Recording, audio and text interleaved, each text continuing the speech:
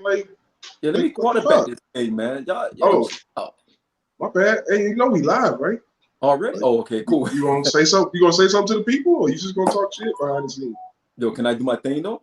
Oh, you was talking when I was about to wrap everything up, and you said you be live, and then you start talking crazy. Oh, okay. All right. Yo, we should just make this a fucking intro. Just make this intro. Our intro is crazy shit. What? Yeah, intro, nigga. Yeah. I know. I'm just saying, just make this fucking intro. The intro is us coming on talking shit. Then after 20 seconds. But we're live. We're live now. Yeah. Yeah. All right. Where's the spoon? I see what you did there. Yo, welcome back to the Guys Podcast. It's your homeboy. I got my boy Dre out there. I got my boy Merv. I got my boy Mark. And this is the original guys, so we're going to really get into Wow. Hold on. I got something for the people then. Boom. Wow. we canceled Stacks. So anyone want to get on the guys, make sure you put an application in. We're not just kidding. Salute to my homeboy Stacks. He had some things that came up. He had to go see his PO today. And so we're hoping that everything goes well. So much love to Stacks. Hopefully his PO don't lock him down. So Merv, how you doing out there, homie? Yo, Merv, that beard coming in full, man. It's about to be straight up. Hey, he got that oil that Bayou sent. He got that, yeah. Yeah. Yo, because they were talking, remember they kept talking about it doing the Geechee battle and shit. So all right, Merv. I see you, Merv. Hey, try to get my grown man on, you know what I mean? A combination of, getting aged, putting the oil in there, pussy juice. No, I'm joking. Oh. I'm joking. Howdy ha. Aha. Aha. Hey, taste the soup. I don't want to taste the soup. Taste the soup. Man, what is going on, man? Hey. Yo. Hey, man, I'm chilling, man. What up, Bubba? What it do? Yo, Mark, how you doing out there, man? Philly is wild right now. Philly is, no matter what subject you talking about is wild. Everything. Like, that's how wild, everything wild in Philly right now. Everything. It's crazy hot out there, man. Be careful out there, man. Yeah, definitely. Very rocking the feel. Yeah, man. What's up, Pippin? Ain't shit going on, man. It was a little rough day at work, so I came and I'm ready. As my homie say, I'm with all the shits tonight. Shit. Yes, sir. Let me take another sip. Please do. We're going to get to that in a second, too. Before we kick off, though, let's go and give a shout out to Zingo TV, Blackjack TV, YouTube, Spotify, all of our listeners out there, 1 Mile High. Thank you all for listening. Thank you all for tuning in for the Nice Guys Podcast. We had kicked the week off with the Hip Hop Corner, myself and Dre, and then my man Merv, Stacks, and my man Mark. They kicked off yesterday with the Power episode 3, right, Merv? Episode 3. Yeah, episode 3. Yes, sir. So if you guys ain't got a chance to watch those 2 episodes from the Power and also the Hip Hop Corner, please go back and check that out. Tell a friend to tell a friend to tell a friend. Make sure you like and you make some comments on there and also share it as well. Got something, Dre? Yeah, I got something to say. Listen, I know Sean don't like. Hey, I'm finna tell y'all, Tariq is better than Ghost, and I'm gonna just leave it there. We can go ahead and keep moving. Tariq is my guy. I'm fucking with Tariq, man. Man, this is not the show for that, man. Real talk. I think we need more episodes. I think we need more. We need somebody else, man. I don't want to get into that, man. But all right, so what y'all drinking on tonight, man? What you got down there, Merv? Got some Zinfandel? Nah, nigga, fuck you.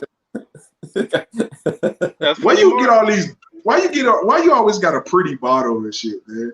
Because I'm a pretty nigga. My goodness. Shit. Can I fucking talk? I got this Esme gin. Okay. With botanical notes. Esme gin, botanical notes. All right. I'm sure it's delicious. Hey, it's definitely a step up from Seagram's because he was drinking Seagram's last week. Remember? Hey, Canada Dry. Okay. Ginger ale. I'm sure. I don't fuck with Shreps ginger ale. What is that? I don't fuck with what's the other shit? Seagram or something. I don't fuck with none of them off-brand ginger ales. Now if you got Jamaican ginger ale, I can fuck with you. Now you got that damn raw Jamaican ginger ale, I can fuck with you. I don't know what Tasia talking about. Tasia's wilding already. But so let me get this right, Murph. So you don't drink Seagram's ginger ale, but you drink Seagram's gin?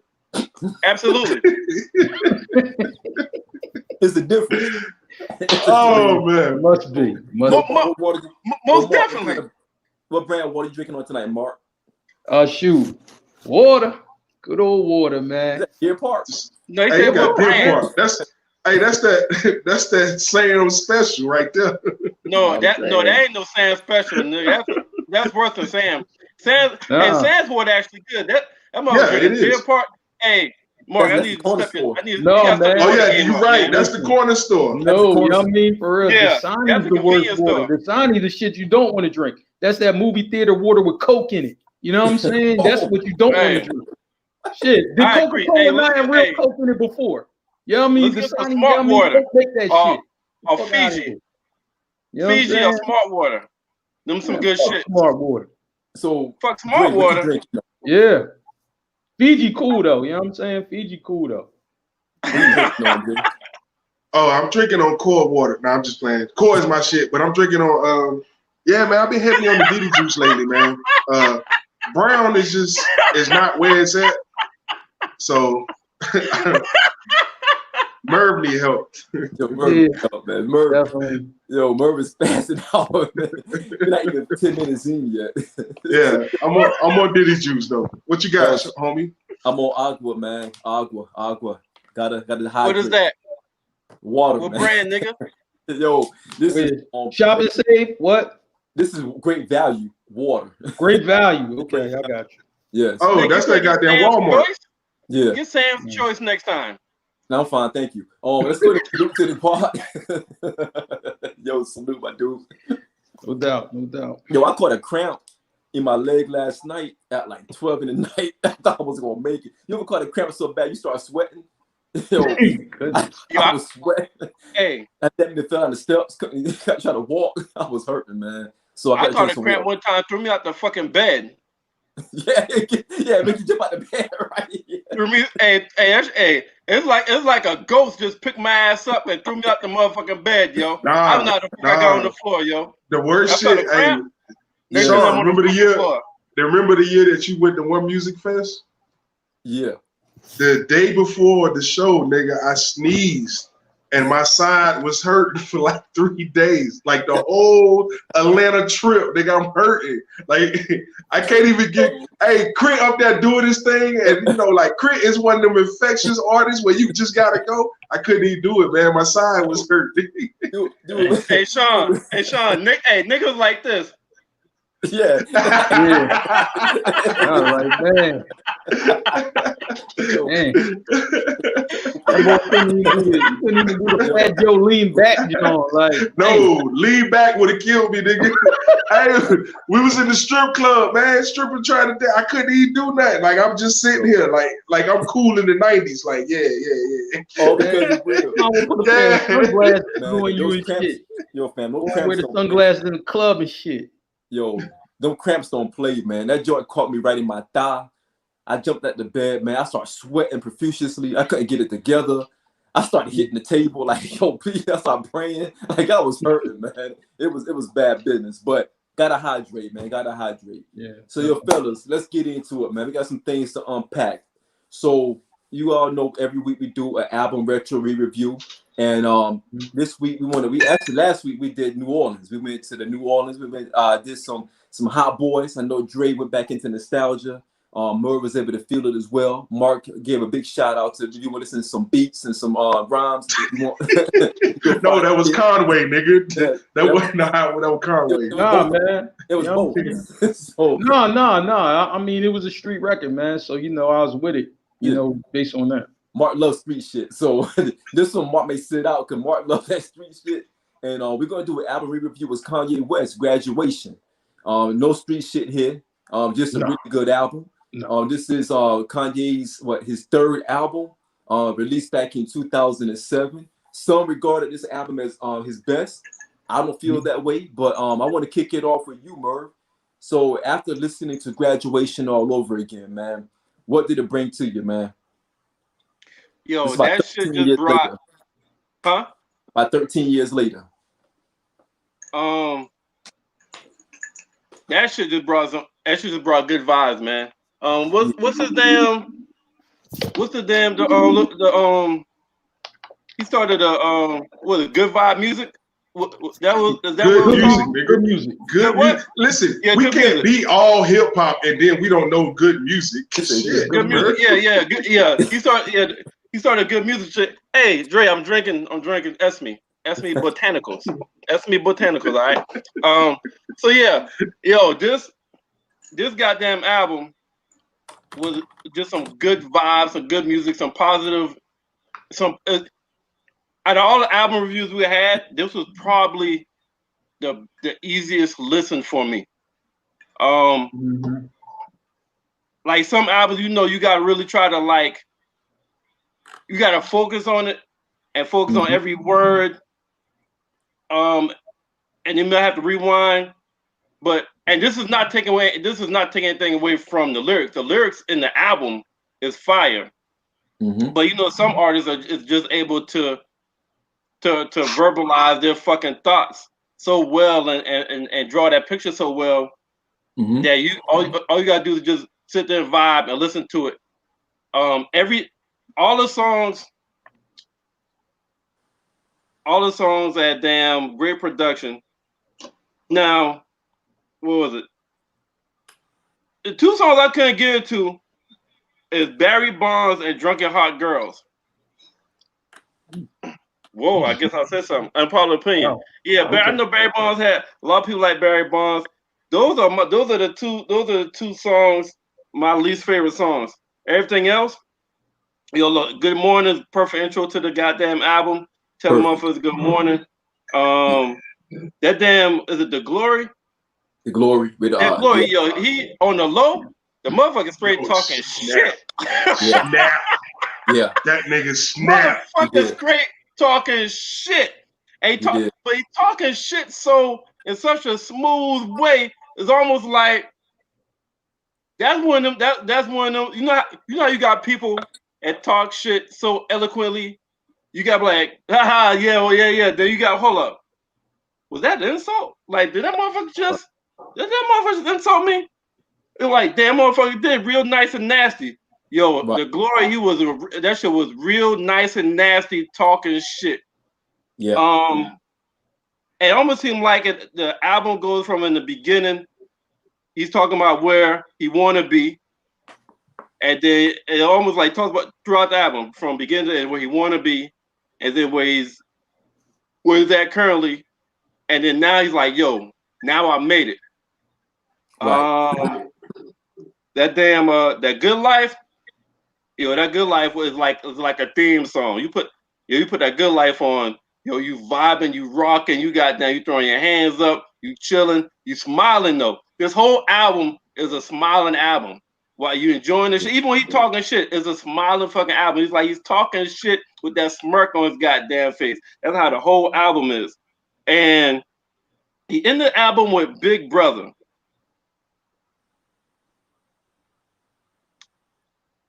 It's crazy because the whole Big Brother is goddamn dedicated to Jay-Z. I mean, the average person, you can say that he was like sweating Jay-Z on the album. He was like made Jay-Z this thing, but he basically talking about how he's trying to come up. Jay-Z ain't recognize him. He even I don't think it was a shot, but he was like, I guess he thought Beans was more of a slam dunk. I was more like a finger roll. But he's also in there where he's talking about, well, I didn't pass Beans. I didn't made it to a Jay-Z level. And then like, shit, I got on this goddamn song Diamonds and thought I smashed it. And Jay-Z still came and kicked my ass. So he did how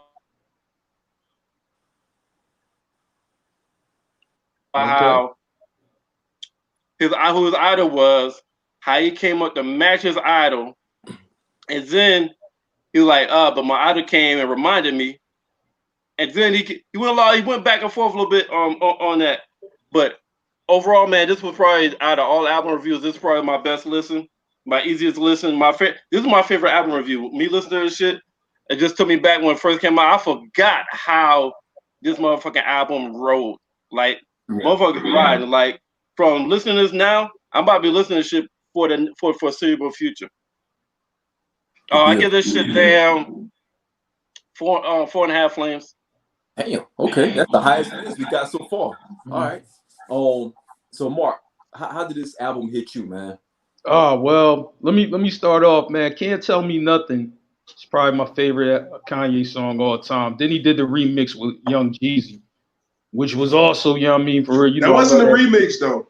That was the original. That was the original. Oh, was it? Okay. But Kanye, everybody know Kanye's just chop shit up, and that's how we ended up with that version.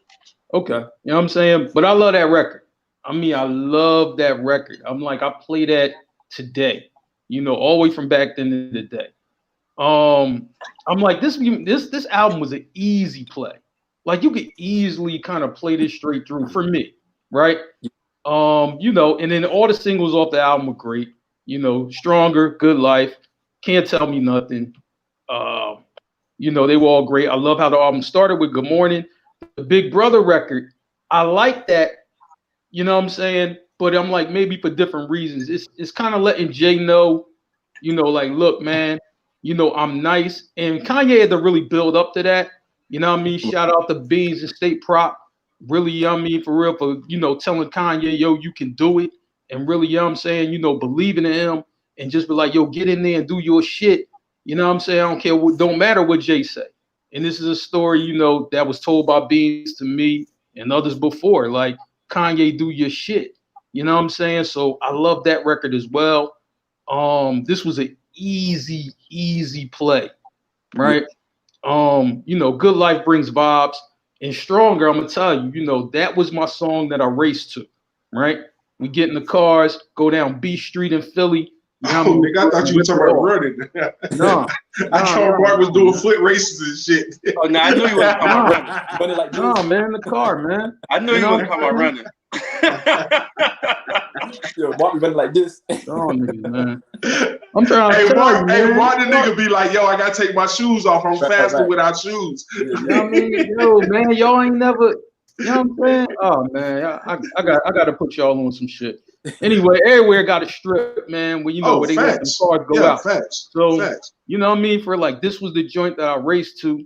This is the joint, you know what I'm saying, for I win to. So I was just like, yo, you know, this was my song. This is always what I put on anytime I wanted to drive fast, right? And I still do it to the day, you know, every now and then. Now I don't race as much as I used to, but I just like, man, I love this record because it's inspirational. It's high energy. It really got you going. Listen, I like Barry Bonds. I like that shit. You know what I mean? For that was my shit right there. You know what I'm saying? I fucked with it. You know what I'm saying? For a Weezy did his thing. You know what I mean? Drunk and Hot Girls, okay, that was all right. You know what I'm saying? That wasn't really one of my favorites on the album. But you know, but it's still an easy play. This whole album is an easy play. For me, I agree with Merv. This is 4.5 flames, pretty easy. Wow. And also my nephew, right? My nephew who raps. This is one of, you know, like they had an Instagram challenge, right? Where somebody challenged you, you know, and you be like, yo, list the 10 albums, you know what I mean, that influenced you the most. Well, this was his first album that influenced him, you know, to rap and try to do his thing or whatever, right? Right. So I'm like, I already had played this album before because you know, I nominated him, you know, to list his 10 favorite albums. This is the first one. And then I had to go back and listen to it. I'm like, yo, man, I like this shit. You know what I'm saying? It wasn't gangsta and all of that. And that's usually what I ride out to, but it was more inspirational, where it just gave you a good feeling, a good vibe, you know what I'm saying? And put you in the mood where you wanted to win, where you wanted to be celebratory. And that's where this album took me to. So I enjoyed the album. I still enjoy it to the day. Good points, Mark. Good points. Hey, I'm gonna hold on to that point. Yeah, go ahead, Murray. I forgot to say this is my favorite Kanye West album. I remember you mentioned that a lot of people think this is his best album or his favorite album. This is my favorite Kanye West album. I'll fall in that. Good deal. Dre, how did this album hit you, man? Man, I'm kind of gonna echo the sentiments that everybody else had already spoke on. This album was a very easily listening album. I didn't think that it would be that. So before I go any further, I'm gonna give a shout out to Sean. I don't know if Sean has me in mind when he's been doing these album reviews, but Sean has really been putting me in a place each week. Last week is easily the best place, but this week was also pretty good. Listen, so when you listen to this album now, and I don't know if it's because that it's the album that came out the closest as far as time period, because every other album has been a 90s album. So this album came in, like 2005 maybe? 2007. Okay, 2000. So this album came out in 2007. So that's the closest to this date. So I don't know if that was the reason, but I was thoroughly impressed listening with open ears to this album the past few days. So when you listen to the album, what you also get is you get a lot of foreshadowing that I don't think that Kanye was able to understand what he was writing. Right. So, like, I'm talking everything. His mental state is in here. His beef with Jay is in here. Like, if you listen to Big Brother, his beef with Jay is in there. It's the like, yeah, he did. Facts. Especially on Big Brother. Right. Yeah. Big Brother is dedicated to Jay, but it's some slick shit in there. Yeah. And I don't like it because I am a Jay fan, but it's some slick shit in there to where you like, damn, Jay is a fucked up guy. Like that one line when he was like, yo, I did a song with Coldplay. Next thing I know, he got a song with Coldplay. I'm like, no way, Jose. Yeah. Like, listen, he can say what he want, but he meant every line that he spit in that shit, and that shit was real to Ye. Yeah. So and then it's some shit that people don't catch. Like, this is a Merv word. This is a braggadociously fucking filled album. Like, Kanye is really bragging through this whole album, but at this time he's doing it in an eloquent fashion, so you're not even worried about it. You know what I mean? Right. And so I listen, man, this album, niggas gonna really be like, what? But this shit got 5 flames to me listening to it just this week. Like, there was only 2 songs that I really didn't care for. And it's crazy because Drunken White Girls, that was some shit that I thought was hot back then. You're right. But then you listen now, I didn't like Drunken White Girls, and I didn't really care for the song I Wonder, or whatever. And the only knock that I give the album is I think the cadence was the exact same throughout all the tracks, with the exception of those 2, which is ironic since I don't like those 2. But I think the cadence was the exact same. That would be my only knock. When Kanye tapped into that soul bag, and this was like, not fresh, but it was coming off the heels of the Blueprint, where he really was tapping into that soul bag, and he displayed it again in this album. So, the shit get 5 flames from me, man. Wow, man, you guys hit on a lot of points that I wanted to I think this ties, and I appreciate you guys because I think this ties into me bringing it all together. You guys tapped on a lot of things. Dre, you just tapped on the Blueprint. I looked at this album as a portion of Blueprint as well. Production-wise, easy listening, and just really talking that shit in the entire album. You kick off with Good Morning. That was my favorite song on the album. I put that song over and over before I got into the album myself back then. Even when I started playing it again recently. And to this day, Sway still comes on to that song. Yeah. He comes on to the other one, with Curtis Mayfield. Right. But it's a switch between Curtis Mayfield and this joint. Good Morning. And my other joint that I love on here was really just the one that he had. And if you guys love music and you love like listening to the scratches and things of that nature to a song, go back and listen to Everything I Am with DJ Premier scratching on it. Yeah. That was fire. Primo was killing it. When you're talking about scratching, that's why I like Good Morning so much. because the way that he's able to bring in Jay-Z at the end of that shit, and bruh, and he put that part in the back end. Yo, take Murphy and bring it back in real quick. He's frozen again. Yeah, he definitely blackface on this joint. Yeah, nigga, like, nah, I don't. There we go. All right, there we go. But yeah, when you got Jay-Z come on the back end, like, you know, hustlers, if you still live, get on down. It brings that song together. Get on down. Listen, man. It brings that song together, and I felt the way when Jay put this album together, because I still feel that the first two albums were great albums. But when he did this was like, okay, I'm here. I got to be respected. I'm on that superstar level right now. And I want to touch on what you mentioned also, Marcus, about your family, who's a rapper as well. And this album kind of inspired him. I'm gonna be honest with you guys. This album inspired Drake and it inspired J. Cole. If you listen to Drake and you listen to J. Cole when they first came into the game, this album gave birth to those guys because they came closely right after this came out. Like, this is when you start seeing a shift, because when this album came out, there was more of a musical shift in hip hop than it really was the boom bap of hip hop. And the reason why I said it, because you think about when 50 Cent challenged Kanye, when who's gonna have the best album sales. Keep in mind, it was a shift because 50 was still dropping that hard shit. And there was a lot of hard shit going on down around this time. 50 didn't have a chance though. It was a transition though. He didn't have 50 didn't have a chance from the jump. No, not musically. Musically, he didn't. Because even if Jay allowed him to drop the fucking "I Get Money" remix, because that was the holdup.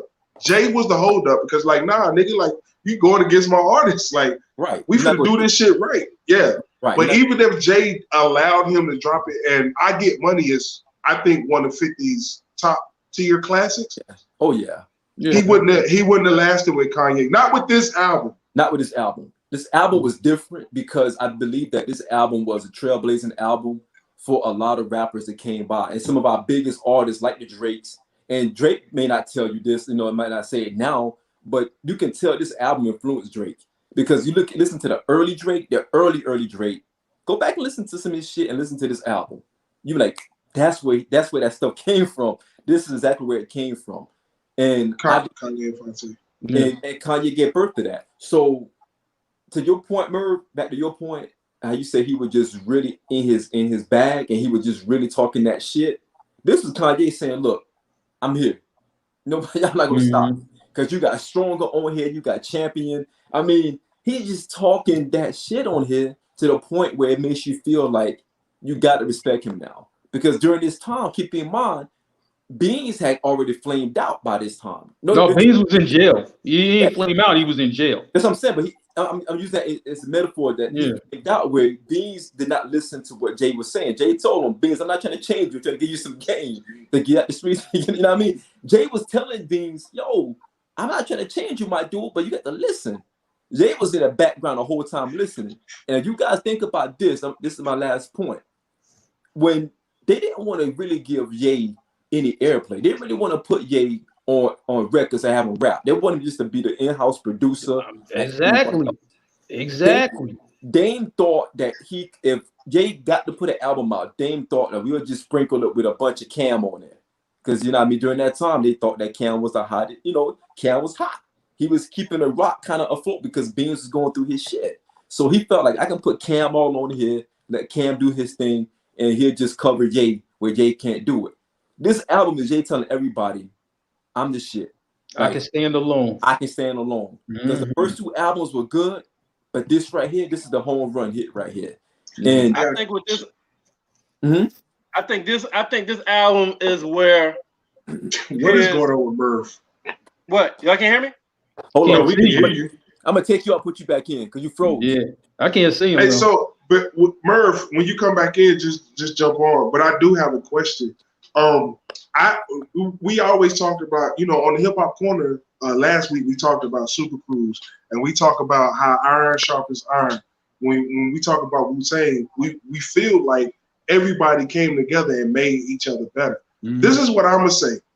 I don't feel like The Rock sharpened Ye as an artist. No. I feel like he just did that naturally. And that's the difference between him on that super crew and everyone else in their super crew. Yeah, I definitely agree with that. I definitely agree with that right there. But I think with Kanye, right, just to me, you know, Jay was kind of trying to push him in the background, right? It's not that, you know, Beans and State Prop, like, you know, was telling them, yo, do this or do that. They were just like, yo, just get in there and do your shit. We don't know what your shit is, but we want you to get in this studio and do it.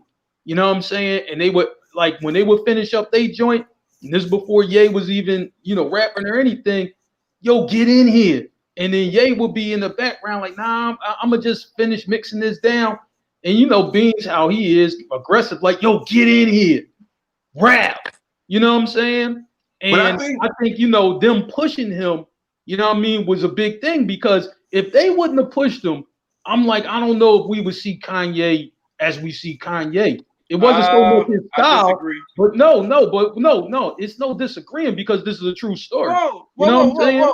There ain't no disagreeing, because I'm just like, yo, he really was really hesitant to actually jump in the booth and rap. You know what I'm saying? He really, this is true story, facts, right? You know what I'm saying? And State, not Jay, not Dame, not any of them guys, State P and Beans, they were just like, get in here and rap, man. You want to do it? Let's do it. I think that's a product of the 90s. Merv, hold up, Merv. Wave your hand to something. All right, cool. No, that's just still. Now I think that's a product of the 90s, though. I think because you got to think about what we was talking about when Ye came into the fold. It was still street shit. Like everything was still street. So when you look at Dame and you look at Jay, let's listen to Reasonable Doubt.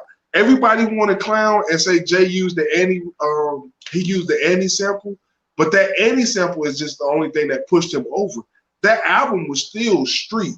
So when you talk about that and then you bring Kanye into the fold, niggas is gonna be a little suspect. Motherfuckers gonna be like, yo, I don't know if that's the shit. I don't know if that's gonna vibe. I don't know if that's gonna work.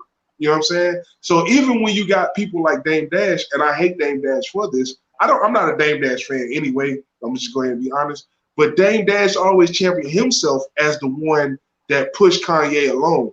And everybody that's a rap fan and a hip hop head, they know that yes, it was Beans. I'm gonna give Philly that shout out right now. It was Beans and it was State Prop that was like, yo, get your shit off. You know, do your thing. But I don't think Jay or Dave was necessarily hating. I think that they just saw, hey, this is what we've done to be successful, and now you want us to come in and you want us to take a chance on you, and it's really not worth it. Pop first, and then let me do it. Right. Yo, my disagreement was when Mark was like, and correct me if I interpreted wrong, but you said Ye wouldn't be what Ye is if it wasn't for state property pushing him to rap. He wouldn't have got in the booth. He was so hesitant to all right. So what you're saying is he wouldn't have started rapping. He wouldn't have. He wouldn't have, because he was hesitant. But all right, cool. But I just want to make sure you're not trying to give him credit. I'm not giving him no. Hey, hear my question first. Hear my question first. Hold up, Merv. Hold up. You froze. Hold on. I can hear him though. Nah, we can hear him. We just gonna leave him up with a silhouette and shit. That's why we're gonna go back. Hey, I told y'all we was a dumpster fight, but we embraced the dumpster fireness. All right, no, I want to hear what Merv say. Go ahead, Merv. My question was, I wanted to get clarity. You're not saying that Ye became great because of state property. You saying that he got into rapping because of state property. I'm saying like this, man. He wouldn't have got to no level if, you know what I mean, he didn't have that confidence push from Beans in them. I understand what you're saying. He wouldn't have did anything. You know what I'm saying? I understand what you're saying. Because I'm like, even when he talked to Jay and just like, yo, what you think? No, stick to the beats, homie. Like, you know what I mean? And Beans and them like, yo, get in here. So let me interject. Let me interject. I just want to ask a question. No, I just want to ask the question because I'm trying to bridge the two thoughts, nigga. Like, calm down. All right, what I'm feeling is you're feeling like that Mark is saying, all right, you in your mind, you think Mark is saying this is what made him a great rapper, hooking up with state property. But I don't feel like Mark is saying that. What I feel like Mark is saying is state property is the reason why that nigga decided to go ahead and get on the mic.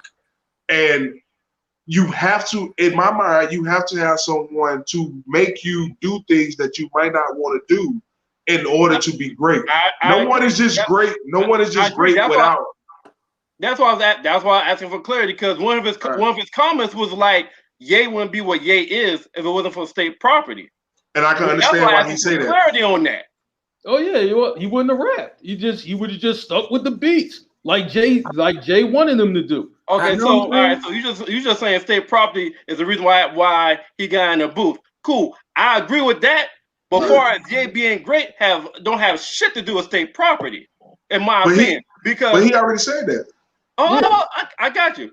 Well, yeah, he's still kind of leaning on the fence for interpretation. No, I'm not. No, remember when I said when I said Ye was not sharpened by the crew? That was Mark's first initial reaction. Was you're right? He wasn't. The crew did not shape him as a rapper. But he followed it up with it was being the state property. I got you. They pushed him in the booth. He really was so. It's almost like he was scared to go in the booth because he pushed him in the booth. He pushed him in the booth. Yeah. Two things. All right. Just because somebody pushed you in the booth, that'll make it great because Biggie pushed Puffy in the damn booth as well. So state property and beans, huh? No, what I'm saying, listen, man. You know what I'm saying? Because this is how the real story go. Like, you know what I'm saying? He would really. I'm not saying. Listen, I understand the story. I'm not disagreeing with the story. I'm disagreeing. I'm just making sure. Well, my opinion is just because they made him rap, because a lot of people that's been made rap is not good. But Dre, to respond to you, when you was talking about iron sharpens iron is several different ways. It's more than one way to sharpen iron. So with Kanye and the Rockefeller and state property, I don't think iron sharpen iron as far as like they was pushing each other lyrically or whatnot. Like, yo, I spit this, you spit that, I spit that, because they didn't look at him as a peer. Everybody looking at him as a peer.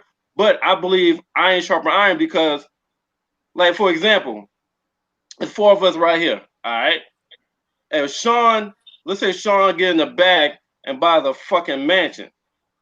If ain't no hating us, we're gonna like, yo, damn, that nigga made it. That nigga came up. I need to get my shit. I'm gonna get my shit together right now, be on that nigga level.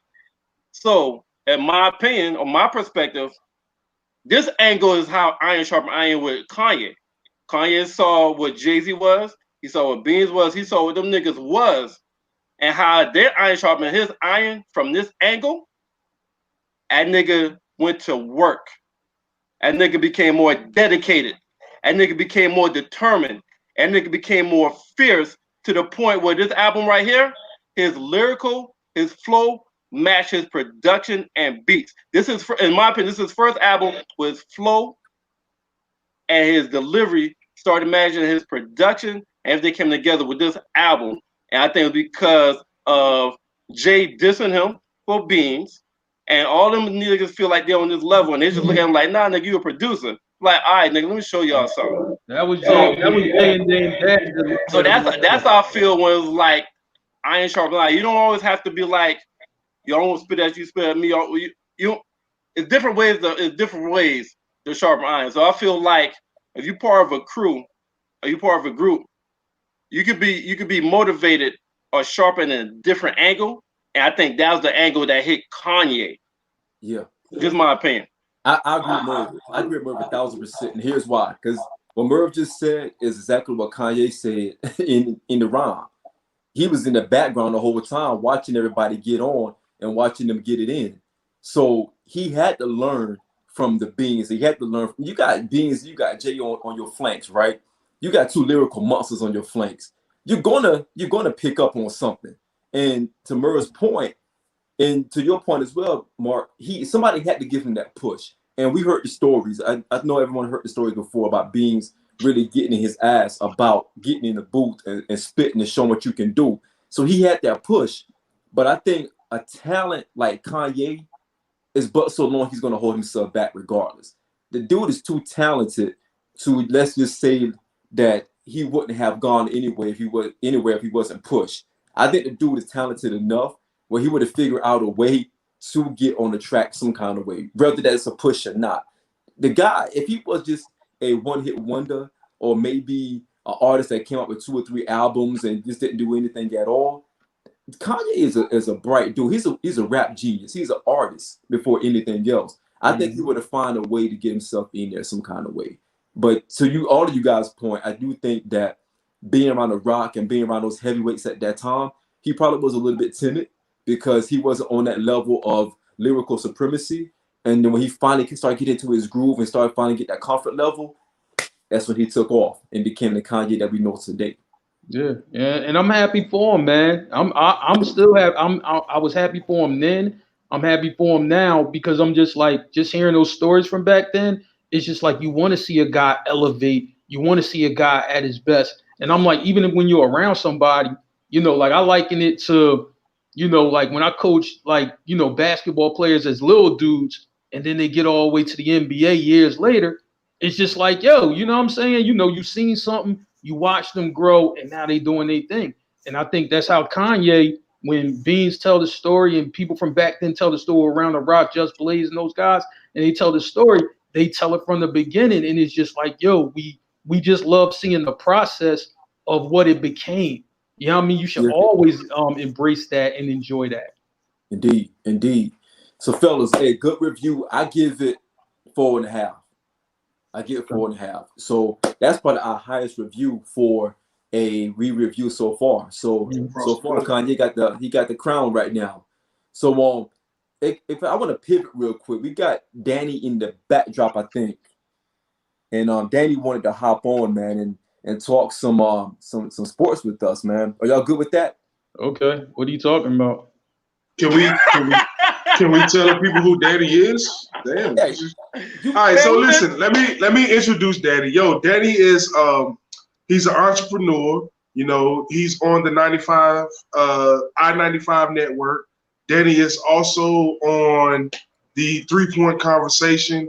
And as of recently, I think in the past month, Danny has been covering my Charlotte Hornets, his Charlotte Hornets. Danny's from the west side of Charlotte, big up to the Tuck area. So Danny, and he covers them not, just from Ricky Dink. Danny covers the Charlotte Hornets for Sports Illustrated. So Danny is a really big deal in these streets, and he's actually doing his thing. That is a proper introduction. I don't know what Sean was doing. I don't know what Danny is here to talk about, but here he goes. Fellas, how's it going? Chilling. What's going on, Danny? What up, Bubba? It's good. It's good to be on with the family. I see you guys blowing up every single week on I-95. So it's a testament to what you guys have been doing, and I'm proud of you guys, all 4 of you. Oh, thank you. Including Sean, his broke ass in the corner, which you can't see his picture on. I had somebody else who wanted to hop on, man. Whoa! It's a near nigga. He just hit me up, so they can wait. Yeah, they can wait for Danny. Danny is that guy. So for those that don't know, Danny is the reason why we are also on Zingo TV, Blackjack TV channel 199. Danny is also the reason that we're on 1 Mile High Radio, which is a streaming radio network. So we owe a great deal of gratitude to Danny and all that he does for us. No, I can't take the credit because you guys have evolved this show from a simple conversation in a Facebook group to this right here. So it's you guys' hard work, and hard work pays off. So it's a credit to the 4 of you guys and everybody watching. So it got nothing to do with me. Then when you say a credit to the 4 of us, is that politically saying the 4 of us, but behind the scenes, we want to say something else. Never mind. We'll talk later on. No, Manning's not in the room, so Manning doesn't count in all this. Oh shit! Hey, listen, I'm gonna tell you something, Daddy. Don't count the chickens before they hatch. Manning might be on the line soon. Listen. But then you missed all the fireworks. We got the fireworks out early. Listen. I've already taken enough fireworks for 1 week from y'all, so I'm good. I'm good on that. All right. I got nothing to say to. Oh Lord, who we got on this line? Oh my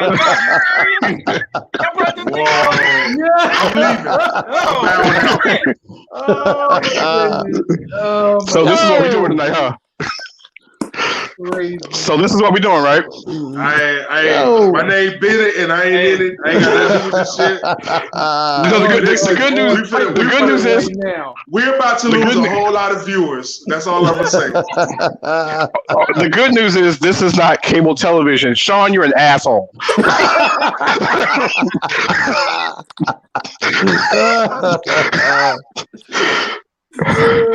I knew there was something behind what Sean was doing by telling me to come on the show tonight. Sean, you ain't shit, motherfucker. Secret squirrel having motherfucker. All right, I'm done. All right, let's go, Dre. Yo, let's dive into some football, fellas. Week two was crazy, man. Matter of fact, we got an esteemed guest. We got my man Manny Robinson, Las Vegas Raiders. I'm gonna step off because there's a lot on here, so I'm gonna step off and I'm gonna let everybody. No, Dre.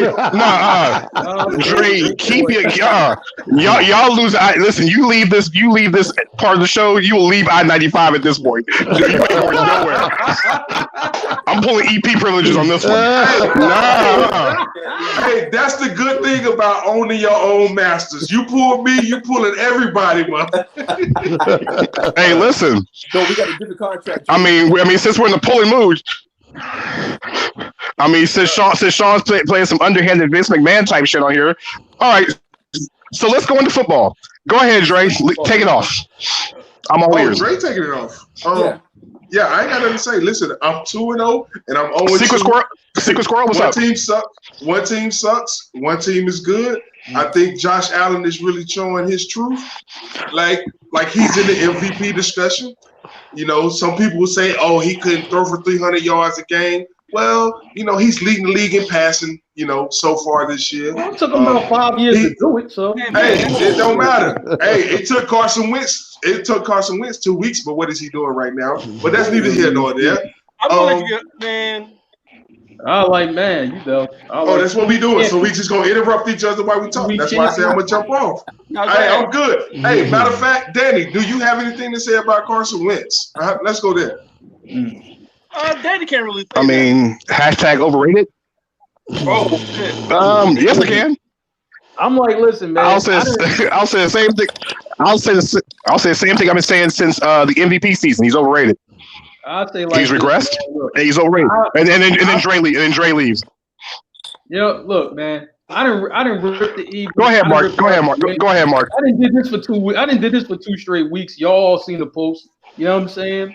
So that ain't about nothing, man. I'm like, man, and you know, and we in the downtime in Philly. This ain't just the Eagles. This the Sixers and this every other team. You know what I'm saying? Only thing saving us is college. But that's neither near nor there, man. You know, the Eagles gotta get their shit together. You know, but I'm just like, we'll see if that happens. I mean, at least some inside information I found out. You know, Carson Wentz is running that shit up the flagpole, up to Jeffrey Lurie, stepping above the coach and above management. That's a recipe for disaster. Ben Simmons already does this shit for the Sixers. It's a recipe for disaster. You know, I like, if you won't want to be coached, you ain't winning no chip. Simple as that. You don't want to be coached, you won't win no chip. So Merv, what do you think about Wentz regression? Are we going around the horn with this shit? Yeah, that's what I mean. What the fuck, man?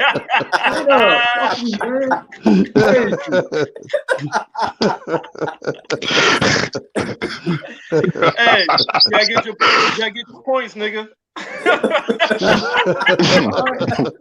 Don't worry, it'll be my turn soon enough.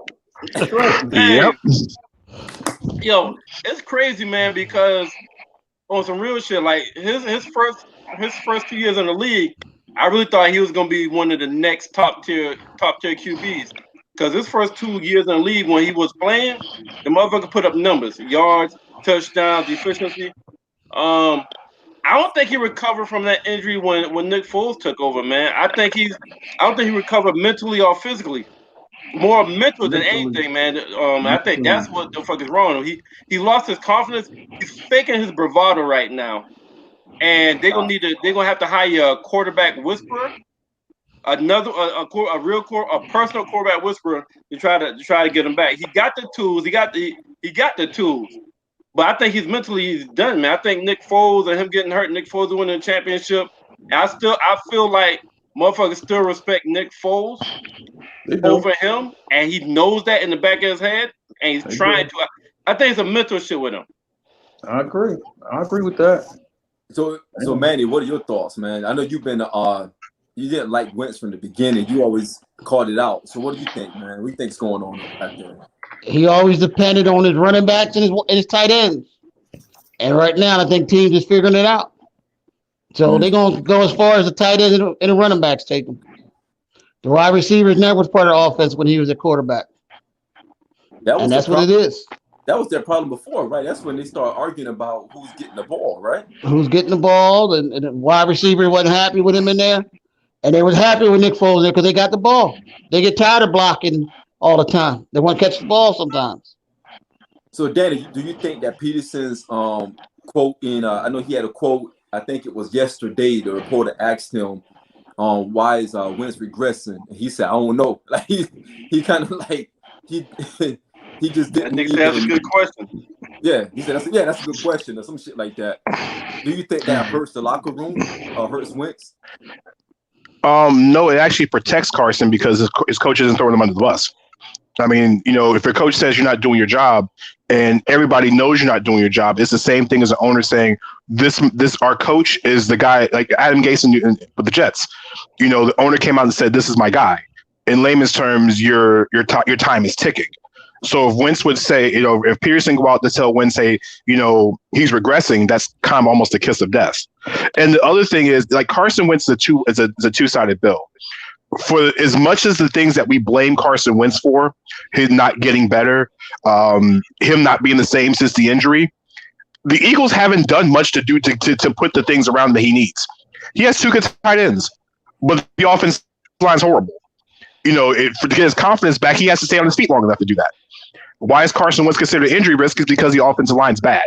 It is what it is. They're re-signing guys that are older, longer in the tooth, and they haven't gotten better at wide receiver. Jalen Reagor's now out a couple more weeks. Deshaun Jackson's a walking injury. Alshon Jeffrey I can't tell you last time Alshon Jeffrey has not been on an injury report.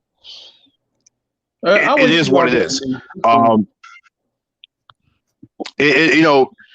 For the Eagles, you have a humongous $150 million investment in Carson Wentz, and you're not providing him the things he needs.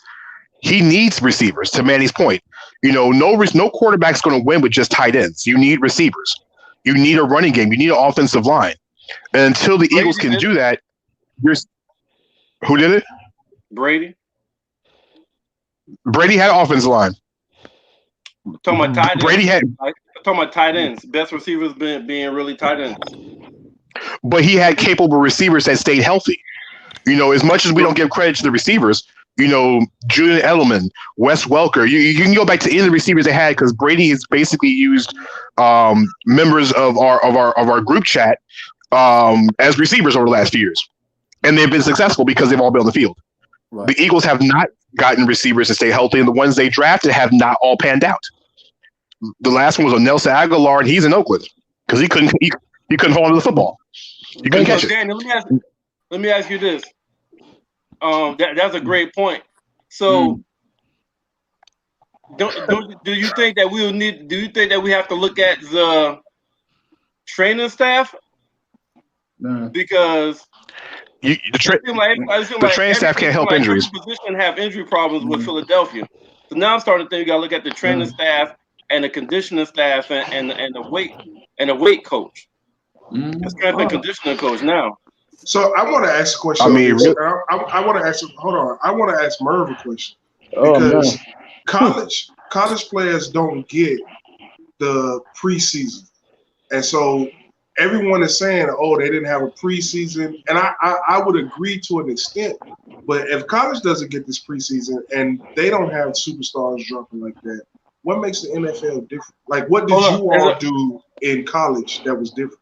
We don't have preseason, but we got like 2 to 3 weeks of camp, and it's like 2 days. It's practice twice a day, and it's almost like it's like hell. Like it's all you practice twice a day, and it's film, lifting, running, practice, film, lifting, running, practice. I mean, like full practice, like full pads on. So we don't have a preseason where we're going against other teams, but we're hitting every fucking day, twice a day for like 2 or 3 weeks before the season starts. So that's our preseason. And your first 2 games are usually cupcakes anyway, so that's preseason. The first game is usually cupcake for college. Except if you play for South Carolina, because South Carolina is a cupcake, so they're just Well, I mean, they're supposed to play. They're supposed to play what, Central Piedmont Community College, School of the Blind, something like that. Whoa, he said they playing CP.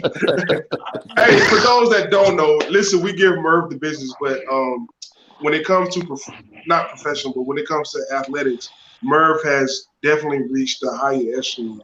He was a safety for Lou Holtz, and that in itself speaks to Merv's ability to play ball. So we're gonna talk shit, but I'm gonna give him credit. Absolutely. Wait a minute. I got a question for Respect. you. No, wait a minute. Don't ask no more questions. You know what I mean? You gonna ask all these motherfuckers Eagles questions and not direct none to me? You crazy. Yeah. You know what I'm saying? Okay. Straight up. No, you can direct that shit right to me. Hey, we live. Okay. You know what I mean? That's what you're not going to do. You ain't gonna talk about my team and not let me talk let me talk about my team.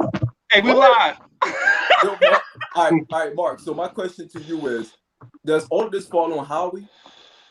Oh, hell yeah. Hell yeah. And you know why? You mean GM of the year? GM of the century? No, listen, when they won the Super Bowl, wasn't he like GM of the century? Let me tell you something, man. Let me tell you, dog, you ain't gonna interrupt this motherfucking shit. Let me tell you something right now, boy. You know what I mean? Let me tell you something right now, boy. Hold up. And I've been said this for years, right? Howie can't draft. I've been said that for years, that he can't draft, right? Now he's great with the cap and moving the numbers around, right? He brings in the right kind of free agent. You know what I'm saying? He's been good there, but football is based more on the draft than it is on anything. You know what I'm saying? The draft is what keeps your team, ticking up, not free agency. Free agency, you bring that shit in, when it's time to win a chip and all of that. But you got to build through the draft more than basketball and more than hockey and almost as much as baseball. But I would say football is like right there next to baseball. But anyway, baseball is a draft? No, I mean baseball. They groom all those guys. They draft them in the minor league, bring them up. Yeah. You know what I'm saying? Yeah. Like that. I think baseball is more through trades. I'm gonna say like this, right? No, baseball's a draft. No, if you look at all those Major League Baseball teams, it's not like, oh yeah, we got 32 guys or 20-something guys out here, and like 15 of them, are high-priced free agents. It don't really work that way. They kind of build that shit up. In football, you have to build it up. Southside Chicago. Let's go White Sox. Howie has not drafted well. The Eagles have not drafted well since Andy Reid left. You know what I'm saying? I'm like, what draft pick can you speak of? That was that good. None of them. So I'm just like, you got to build through the draft. The Eagles been terrible with that. Even though they won a chip, they still been terrible with the draft. And you can't do that. You can't do that. So, Manny, for you, do you think that Carson can recover the season? Got the Bengals next week. Got a gauntlet after that. Do you think that Wentz can recover for all of this? It's gonna have to be a team effort. You can't clear it like it did before. Everybody got to chip in. Running backs, wide receivers, defense going to hold up, and they're gonna have to get offensive line that can block. Yeah. But he gets hit too many times to carry it himself.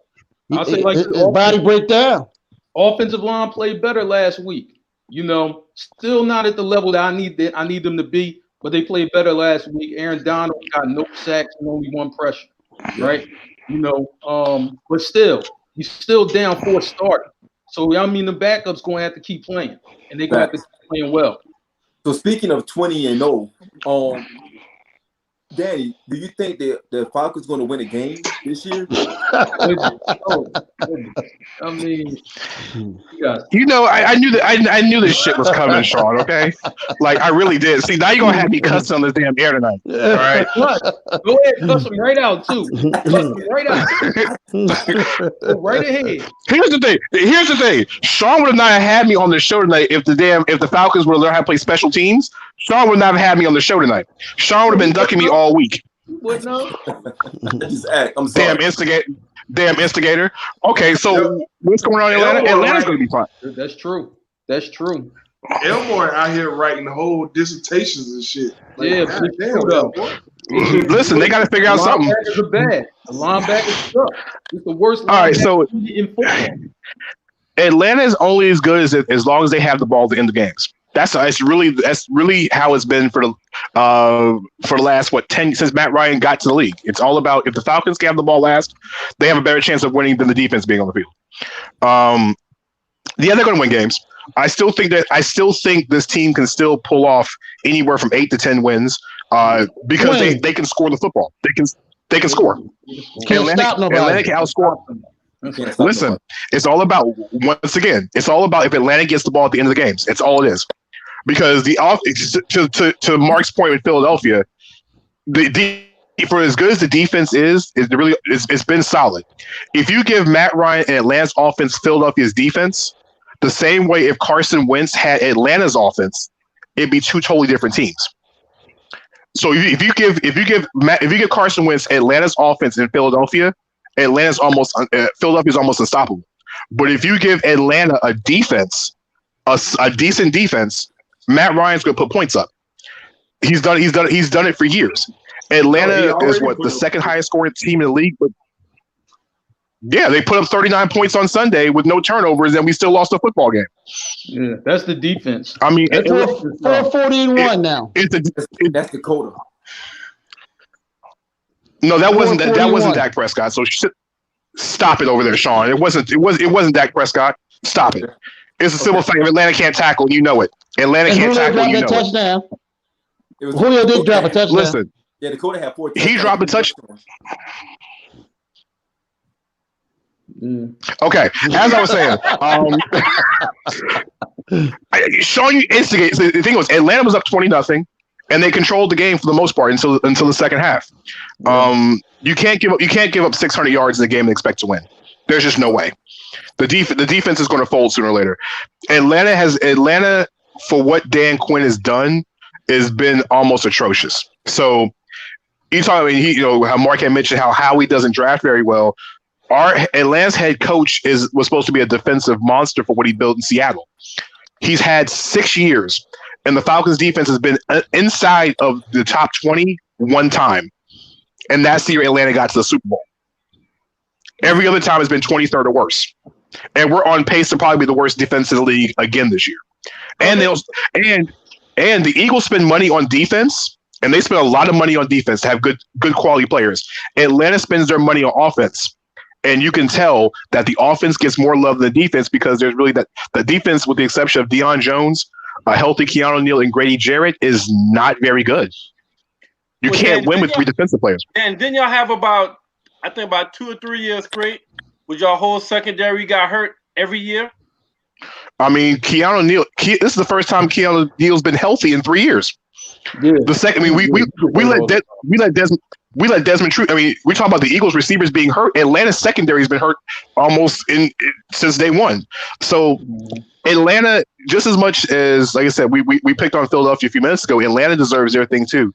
Thomas Dimitrov hasn't done well with the cap. It's time for a change. It's time for a change in Atlanta. Quinn needs to go. The entire staff needs to go, and the GM needs to go. Everybody, it needs to be complete, full-fledged fire sale. Let me ask you this. I have a different proposal. Clear entire coaching staff. I have a different proposal. Go ahead. All right, go ahead. No, all I wanted to say is maybe you, as a Charlotte team, you know what I'm saying, knowing the difference between uptown and no downtown, maybe you should be cheering for the Panthers. But because you are such a disloyal ass person, like they deserve everything that they get. I get it. The Panthers suck right now, and that's fine. But Atlanta suck, and they not supposed to suck. The Panthers are picked to finish last. Atlanta is picked to go to the goddamn playoffs. They shouldn't be. Fuck Atlanta. Fuck Danny Thompson, and fuck anybody that likes Atlanta. Oh, hey Drake, hold up, Drake. You supposed to accept losing us?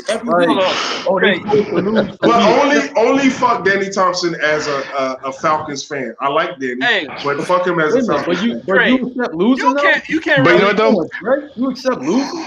I didn't say hold up, Drake. We gonna let you slide now.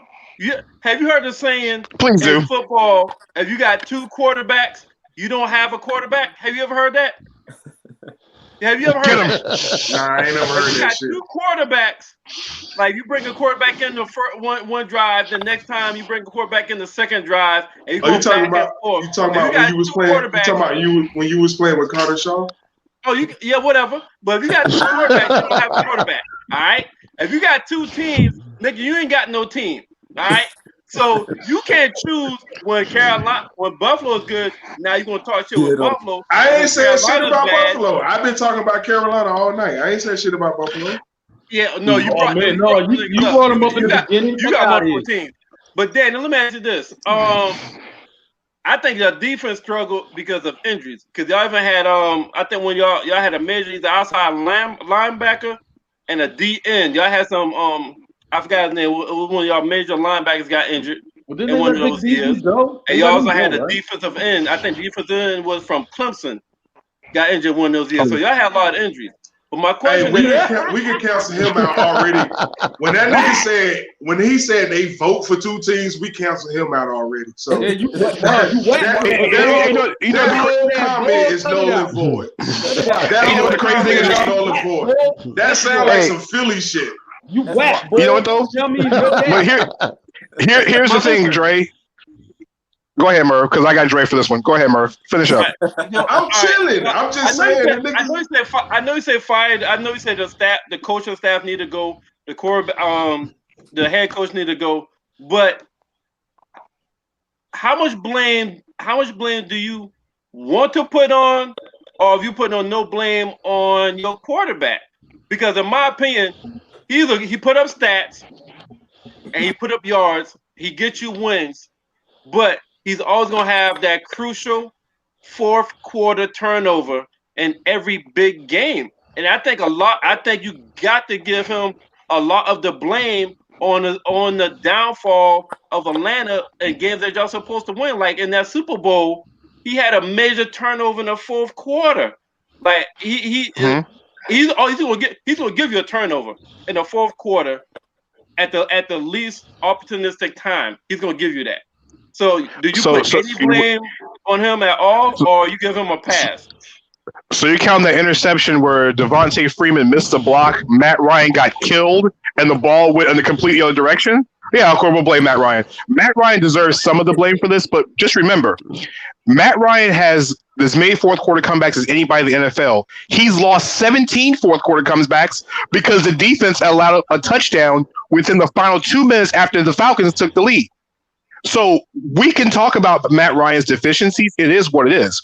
But since 2016, Matt Ryan is the NFL leader in completions, attempts, yards, and only one other quarterback has thrown more touchdowns, and that's Russell Wilson. Matt Ryan gets it done. Gotcha, but on that Super Bowl play, a smart quarterback would see him and just go down and take the sack. Not when you're getting blindsided. Go watch that play again. You got blindsided. No, he wasn't. No, he wasn't blindsided.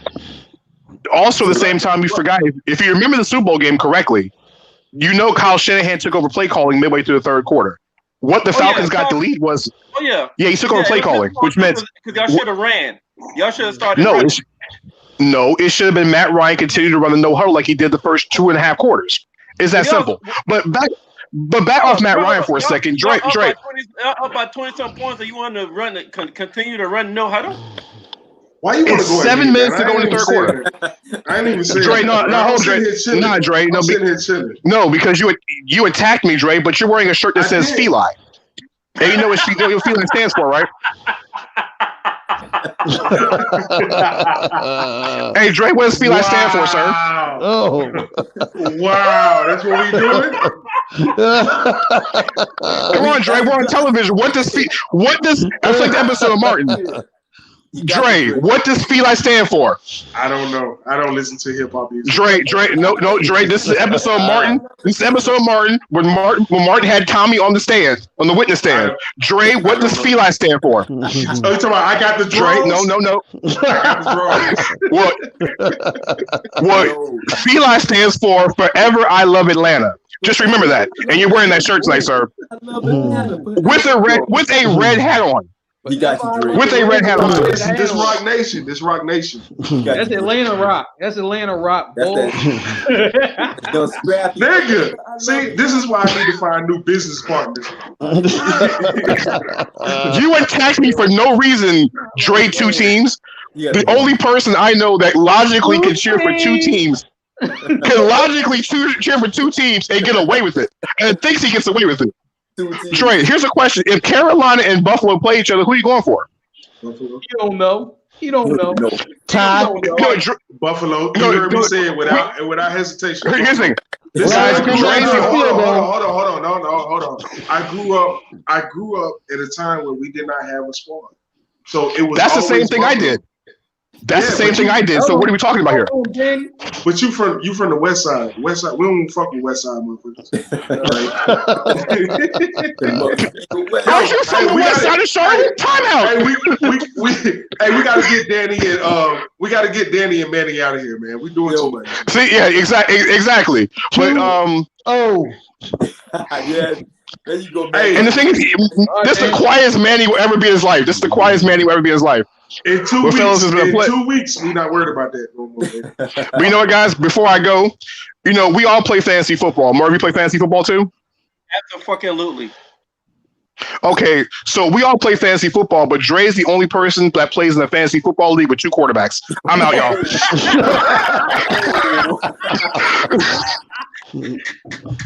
Yeah. Killed the bull. Oh shit! Hey, me and Sean gonna have some words after this. All right, my bad. Me and Sean gonna have some words after this. Yo, that was ambushed the bull. Ambushed him. I'm sorry. Me and Sean got some work because Sean told. I'm gonna keep it honest. Sean told me the plan. The plan was to ambush Mark, but I got ambushed. All right. No, y'all can't ambush me, man. I don't give a fuck. He lied to you. He lied to me, right? And Merv, but we gonna keep it moving. Yo, Merv, that's the ghost moment. Hey, we gonna keep it moving, man. We got something. Yo, Mark is Milan and Dre is Tommy. Yo, so let's go ahead, fellas. Let's get to the down stretch. Dre and Merv had this crazy idea to talk about celebrity crush, and I was hesitant on doing it because of course I'm an honest man, and I was hesitant on doing this, but they kept hitting me across the head with like, "Yo, we gotta do it," and Dre, but I can't wait, and nigga, we lying. That's what you I feel like DC Young Fly right now. Nigga, win. They texted me this morning, like, "Yo, man, I can't think. I got so many in my head. I don't know where to start." And I know where Mark was going. I was worried about Mark the most because I'm like, yo, Mark is a nasty dude, man. So there you go. I'm like, Mark is a nasty dude. So he may come up with some Vanessa Del Rio, Jack me, some Heather Hunter. Yo, so shit. No, we did not kick anybody out, Nicole. No, stop it. Is that Nicole? Hey, Nicole. Yeah. So, Nicole, you came just in time. So, we want to go ahead and get into the celebrity crush. I want to start with Mark because Mark sent his, and I'm be honest. I'm like, in my whole mind, the whole time y'all brought this up, I said, man, Mark is a nasty dude. So, there's no telling who we're going to pick. So, let's go with Mark, Dre. So, Mark said his he better have Janet Jack me. I thought you y'all niggas out of pocket, man. Yo, Mark, roll that shit. Yo, Mark had Vanessa Del Rio busting it wide open, man. I said, we can't post that on here, man. Whoa. Yo, man, listen. I feel so lost because I don't know who Vanessa Del Rio is. Dude, stop playing. I'm serious. Who is Vanessa Del Rio? A porn star, nigga. Oh, okay. Never mind. My bad. So, Mark, who your first one, man, that you wanted to discuss, man? Shoot, Nia Long. I mean, shoot, I've been Nia Long's still fine today. I mean, she still look good today. So Friday, Fresh Prince, all the way up until now, she's still bad. Oh, she's still bad. You know what I'm saying? She actually is married to the bull Ime Udoka. Played for the Spurs, associate head coach last year for the Sixers. I never got to run into her in Philly. You know what I'm saying? But I mean, she looked good though. She looked good. My couple homies ran into her and you were like, yo, man, she looked even better in person. I was just like, well, good for y'all. That is what I was about to say. That is Nia Long is one of them people that you see in person and you really Yeah, she looked even better in person. That's what I hear from everybody who ever met her. And I'm like, man, all these places I've been, and I ain't never run Nia Long. When I was in LA, never ran into her. Miami, New York, I never ran into Nia. I saw her at Essence Fest, and I was, I was trying to spend big money, and I was on the floor, and she was probably about 50 feet away, and even 50 feet away, you can see she beautiful as hell. Yeah, man. Okay. She looks good. Go to Mark's second one. I want to go to Merv. What is your first one? Yeah, Merv. See what Merv got. Hey, yo, listen. Me and Mark does we do the power review on Tuesdays, right? Okay. And it was several instances where me and Mark was on the same fucking page. It was scary. And guess what, fam? We on the same motherfucking page tonight. Because my fucking number one is also fucking Nia Long. There you go. Are we doing number one or number three? Which one? We're doing the top three. Oh, okay. All right. But my number one is Nia Long. Okay. And listen. Dre, post a different pic because you posted your young. Nigga, you got to do it. I'm a little tipsy. Hey, Sean, I sent you pics, man. So I can't see. You got to do it. I don't know what the fuck I'm looking at. I just see beautiful women on my screen right now. Go ahead, Merv. Right. He'll figure it out. At least he's honest. At least he's fucking honest. All right, you know what I'm saying? So he got Nia. All right, go ahead, Merv. You can expound on that. You know what I mean? Yeah, I'm about to expound. I'll wait for him to show my girl picture, man. What the fuck me you doing, man? We need to see another picture, man. Oh, there you go. That is not it. What are you doing? That's not Nia. That was it. That is Nia. Oh, my bad. That's Nia. Yeah, you drunk. Hey, you drunk up. Yeah, man. You drinking white and dark tonight. Hey, no, okay. I'm gonna explain why I said that wasn't Nia later. Hold on, because now I got beef with Sean. I got beef with Sean now. Okay, explain later. So listen, this is the grown Nia, and I was questioning on Nia, like Mark said back on goddamn. It was actually Friday that really caught my attention. I saw her on damn Fresh Prince. But I wasn't on her in Fresh Prince. It was the movie Nia when I got onto her. But let me tell you what made me fucking fall in love with Nia. Fall in love. Love. L-O-V-E, love. L-O-V-E, love. L-O-V-E-E, dot. Listen. Hey, motherfucking Love Jones. That's my motherfucking movie. That's my motherfucking romance movie of all. You gonna go there too. That's my favorite fucking romance movie of all time. Listen, you got Darius. Hey, Darius Lovehall. Hey, Neil Long. Listen. First of all, I have this thing for long hair. So when Neil was with Fresh Prince, when Neil was on Friday, she was still a bad motherfucker. But she had that short hair. But she looked so fucking good. You know, everybody can't pull off that short hair. All right? Everybody can't, but Nia can pull off that short hair. But let me tell y'all something. When I saw that motherfucker Love Jones and she had that motherfucking head coming out to her motherfucking neck, tucking the top of her fucking shoulder. Ow! Listen. Ow! Hey, that made me fall in love with fucking Nia Long, dog. Like she's been my celebrity crush from way back in the day up until now. Like she's the Long person. Like she would be. Bro, we got it. We got it. We got two more, man. We got it. Oh, my bad. Hey, hey, keep me in line, man. We talking about beautiful women right now. Keep me in line. My bad. Dre, what you got, Dre? Listen, so I didn't know we was ranking them. So, but number one, anybody that knows me, I didn't even put her up here because if you know Dre, you know Alicia Keys is without a shadow of doubt number one. Me and Mert, hey, Murdy Mert, hit me up because we still got a mission. You know, we got rid of Nicki Minaj for Nas. Now we need to get together and get rid of Swizzy so I can have Alicia Keys. But you don't got a pick for Alicia Keys. You say what? You don't have a pick for Alicia Keys though. No, I did not put a pick for Alicia Keys just because anyone that knows me know that she's number one without a doubt. Like I didn't know that. I mean, no. Nick, baby mamas, ex-wives, girlfriends, everybody know Alicia Keys is number one. Okay. So my number one is brand new to me. I have a friend. I have friends in high places, and so they hooked me up with this one. And this is why I was like, "Yo, that's not," because I'm a little tipsy. But that's why I was like, "Yo, this is not Nia Long." So this is my number one. Sheena Quick. Listen, Sheena.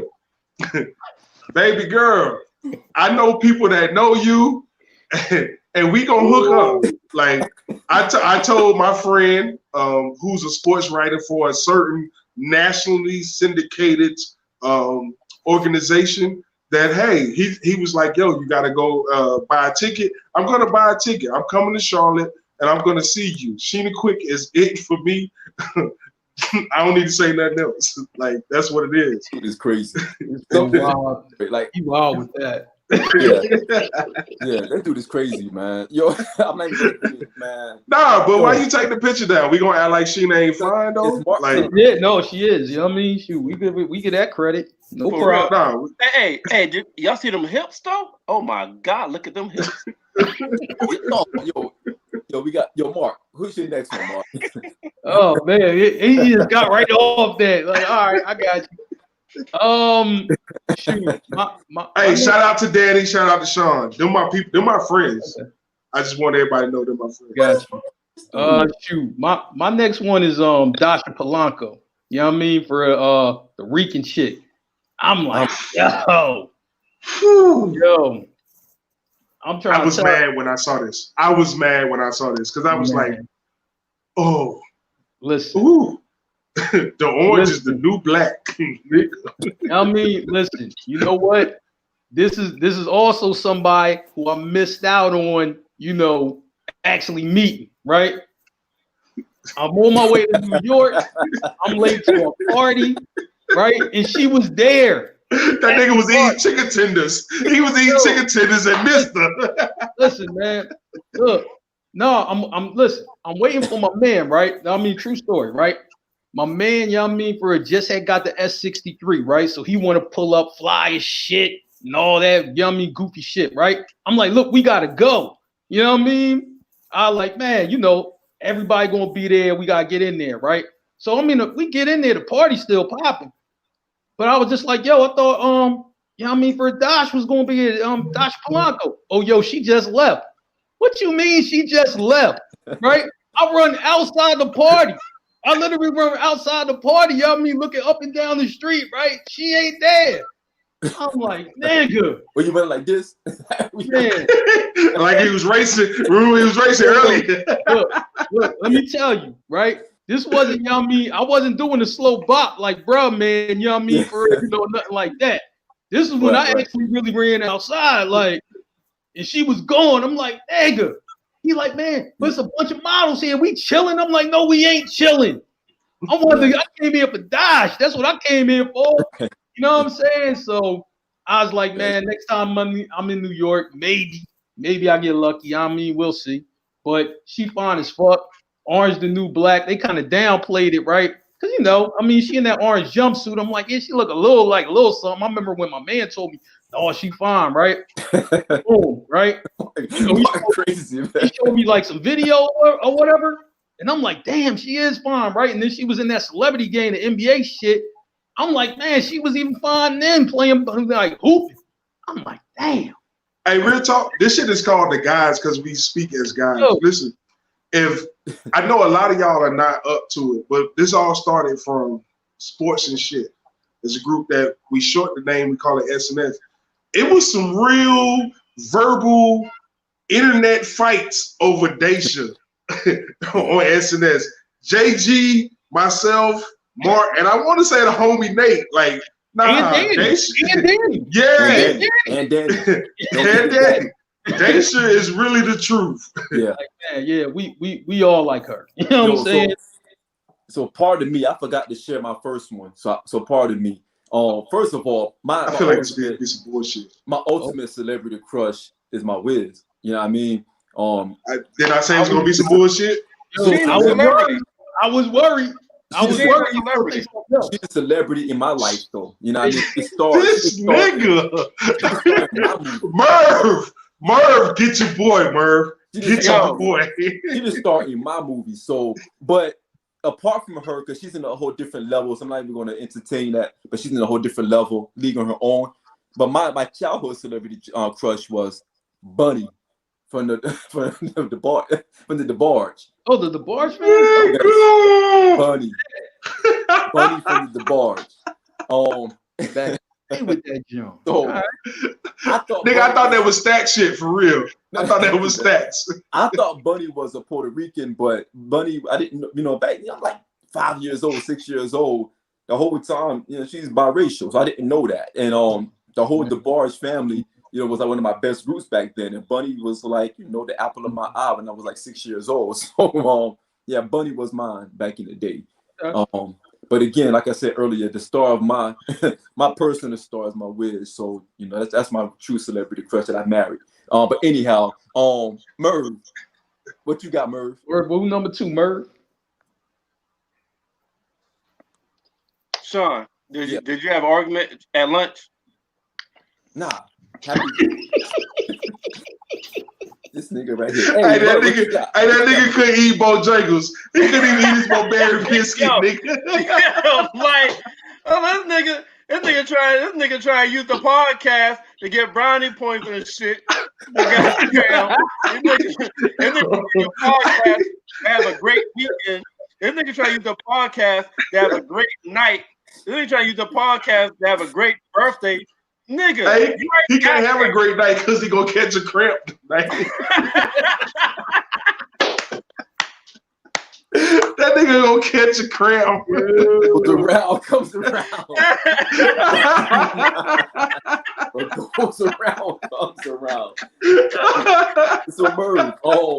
So Merv, what is your second? Who's your second, man? Yo, so for the motherfuckers that know me, they know a lot of times I don't call actors by their I don't know their fucking real name. I know their TV show name. I know their movie name. I don't know their fucking real names. All right. Okay. So motherfuckers that know me know that shit. My number 2 is Olivia Pope. Oh, God damn! Let me tell y'all something. It's something so sexy. It's something so sexy about a powerful, independent black woman. I don't know if y'all watch fucking Scandal, but let me tell y'all, when I watch Scandal, and I see her going off on them motherfucking niggas, and she's in charge, and she's telling people do this, do that, and then when somebody challenge her, and she go at their fucking neck and verbally kill their ass very nicely, almost like Killing Me Softly, like the Fugees.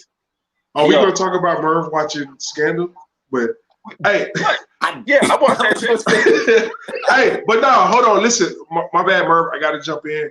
Hey, listen, it's that time of the night again. Hey, listen, it is 9:30 on the East Coast. It's time to turn it over to the homies, Whiskey Wednesdays. If you're tuning in on Zingo TV, channel 199, which is Blackjack TV, please tune in to those guys. They put on an awesome production. I want to give a shout out to them. I want to give a shout out to the rest of Zingo TV. I want to give a shout out to YouTube, Facebook Live, One My High channel. We give you all a big salute, and we will see you all next week. You can catch us on reruns all week long. Facebook family, we still here. All right. Go ahead, Merv.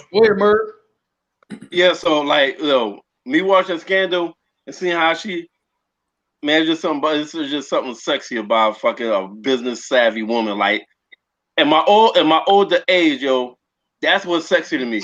A fucking woman that's very business savvy and can handle their motherfucking business. So number 2 is easily Olivia Pope, dog. Like, every time I watch this, show, I can't remember who I was with while I was watching that show. I can, but that's irrelevant. She irrelevant. But I know they probably used to be upset because of my goddamn likeness and my crush on motherfucking Olivia Pope. No, he said she irrelevant. All right. Goodness. No. All right. So Mark. No, Drake. Go to Drake. Yeah, Drake. Drake number 2.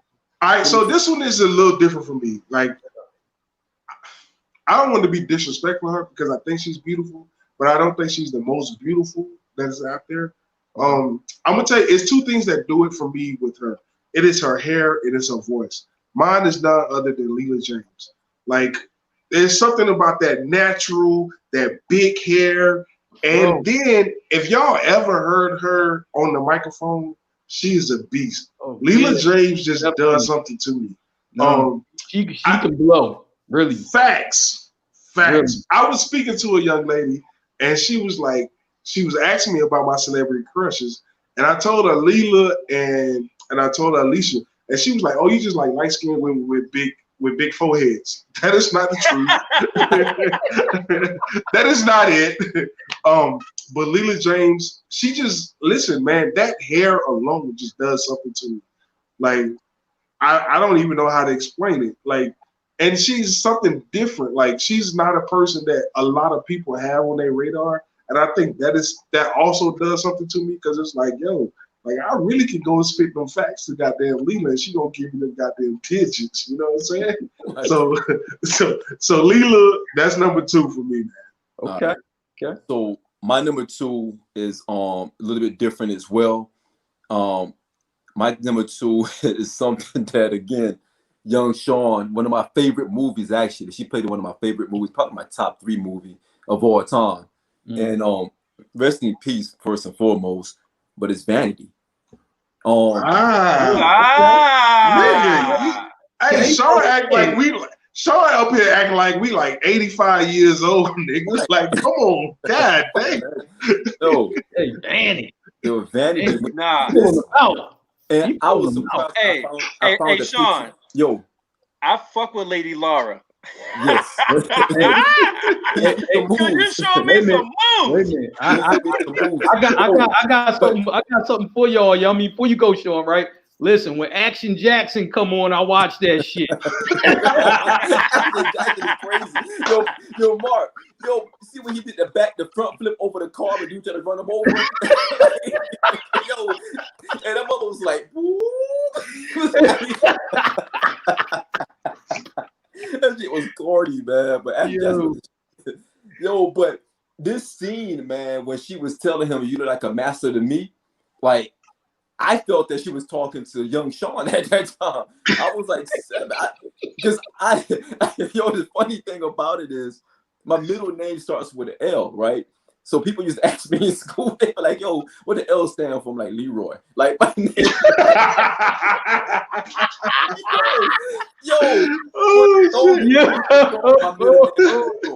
Oh, shit. Hey, yo, meanwhile, that nigga middle name is Larry. Yo, this nigga thought he was Bruce Leroy and shit. Nigga, you ain't Bruce Leroy. That nigga name is Larry, y'all. No, it's not, man. Larry Moore Curly. It's LL. But, my middle name. This nigga just said LL. And he licked his lips when he said it. I need new people. Hey, listen, if you want to be on the guys, hit me up. This is not working no more. Yo, my middle name is Love, man. But I used to tell people it was Leroy, and because that was my favorite movie. So when she said, "You look like a master to me," when she said that, I thought that she was. I honestly, like real talk, I honestly felt motivated and inspired to do something bigger in life, because I'm like, maybe I want to get into karate because I do want to be a karate master. So it was one of those things where Vanity was like that. She was that one. Okay. She was that one. Okay. So Mark, who's your third one, man? Shoot, I had to go to the hood for this one. You know, I love a nice hood. Anybody who know me know that. You know what I'm saying? I love Nigga, are you about to say Regina King? Nah, you know what I'm saying? But you know. I just like, man, I love a nice hood chick, man. This is where me and Allen Iverson, have the same kind of taste right here. The brat? Right? Nope. Oh, that's why I thought he was going. I thought he was going with the brat. No. I'm going with. For those that don't know, we got to tell the story. Please tell the story. Please tell the story, Mark. Listen, you know what I'm saying? All right, look, I'm gonna sum this up real quick, right? The brat, came on and said, "Yo, I used to bang out with Allen Iverson or whatever, right? But he had too many hoes." And you know what I'm saying? I had to cut him off, but she really was like chasing. She really used to chase this nigga like around with weapons. You know what I mean? For real, because she was mad. Like real true story. You know what I mean? She really took the hotel out in Philly. And she said she Marley walked a half naked girl in a fucking hotel. No surprises, but Allen was wild as hell. You know what I mean, up here, but that's a whole nother show. I can do a whole 2 hours on that. Anyway, you know what I'm saying? My celebrity crush is Trina, the rapper. You know, I thought Dre had picked Trina. I thought you was going to say. I'm like, now this is somebody I did meet. You know, Trina. I just like listen. She told me she'll fuck 5 or 6 best friends. I can't do that with that. Oh man, listen, I'm gonna tell you, right? Hey Dre. Look, I'm listening. I'm glad we marked best friends. Hey, Mark ain't got no problems with us stabbing, right? Yo, look, hey, we can get it in with Mark. Mark is cool with it. That's my main guy, but y'all do what y'all do. Yo, I'm gonna tell you right now, you know, like when I lived in Miami, her did me. You know what I'm saying? Hood, you know what I mean? Just like I thought, right? And she was cool. And she used to actually mess with my man, R.I.P., you know what I mean, Rasul Butler. That was my boy, you know what I mean? Ate up. But I'm just like, yo, you know, she was just hood as shit. You know what I mean? Can I throw a monkey wrench? Yeah. Yo, Rasul Butler died? Yeah, he passed away a few years ago. Yeah. Oh, I didn't know that. Yeah, yeah. Dang. But yeah, man. You know what I'm saying? Like he was like on her. I'm like, yo, you know, Treen deal with high rollers. You were I'm gonna say Kenyon Martin was too. Nigga, he got her lips right No, but seriously, but what I was telling him, I'm like, dude, you a second round pick, dog. I don't know if your money long enough for that. He like, yo, we Philly, boy. We Philly, you know what I mean? We can get that in, right? I like, do your thing, pimp. All right, cool, right? You know what I'm saying? So, like, he would come at her, but she would shoot him down. Like, she was just like, who are you again? Right? I mean, like, he tried to be like, I play for the Miami Heat. He's just like, well, when you play? Like, yo, she really was coming at him a little bit. But then, you know, like, Sewell's a funny guy. So, funny guys always kind of can laugh their way in the pussy. You know what I'm saying? It's just, that shit just happens, right? So, you know what I'm saying? Like, you know, he started dealing with her or whatever. you know. But I'm just like, man, it was just like a cool thing. And then she had all her girlfriends with her. You know what I'm saying? I had to crack on something, you know me. But I'm just like all them nights, like playing at Hollywood, just being on the South Beach and all of that. That shit was cool. But Trine cool as shit, hood as fuck.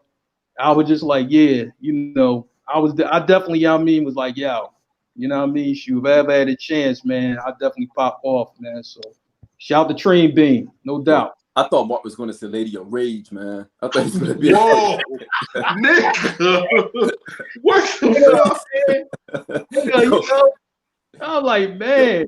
Mark likes to get beat, man. Mark be like, yo, you don't stop Mark that. Slap me, bitch. Mark be like, I was naughty. He was like, I was naughty. He said, yo. Hey, Mark fuck butt. Hey, Mark be butt naked with Tim's on, nigga. Yo, say my name, bull. Hey, tell me he need the grip. Mark be like, say my name, bull. What's happening, bull? I was a naughty bull today. I already told you. Y'all mean shooter. I mean they call me Poppy now. I already told y'all that. Exactly. Y'all should know that. Exactly. Yo, Merv, who you got next, man? Who your last one, man? Yo, so my last one is probably a very unpopular. Well, probably very unpopular one, because she's not flashy. She's not. She's a celebrity. She's very well known, but I don't see hear a lot of people talk about her. Like they talk about the Neil Longs or the other, you know, Beyonce's or certain celebrities. But yo, she seems like she'll be like really down to fuck her. She looks good, but she seems like she'll be real fucking down to earth, be able to hang out with. Like we could go to a party together. We go to like an upscale event together. I can bring her around her family. Like, and she got like more of a natural beauty to me. So my third one is Sanaa Lathan. Okay. Ah, yeah. Yo, okay. Yeah. Right. And when she played, loving basketball is what turned me on. Is what put me on with her. But when she damn playing The Best Man, the damn The Perfect Guy, she got several movies. Even with Denzel, Out of Time, she had a real sexy scene on Out of Time where she was looking crazy, but at the same time she was looking sexily crazy. Sexily, what is that? That's a Merv word. That's a Merv word. Sexily. He took it before I could say it. I was about to say that's a Merv word. He was sexy. Oh. Hey, you know what I'm saying? So like I told y'all, man, I have this thing for long hair. Oh, she got long, you know, she got the hair and shit. She got a nice body. She looks good. And I haven't seen none of these people in person. But I just feel like she was one of the people that will look good in person, and like I said, she got more of a natural look.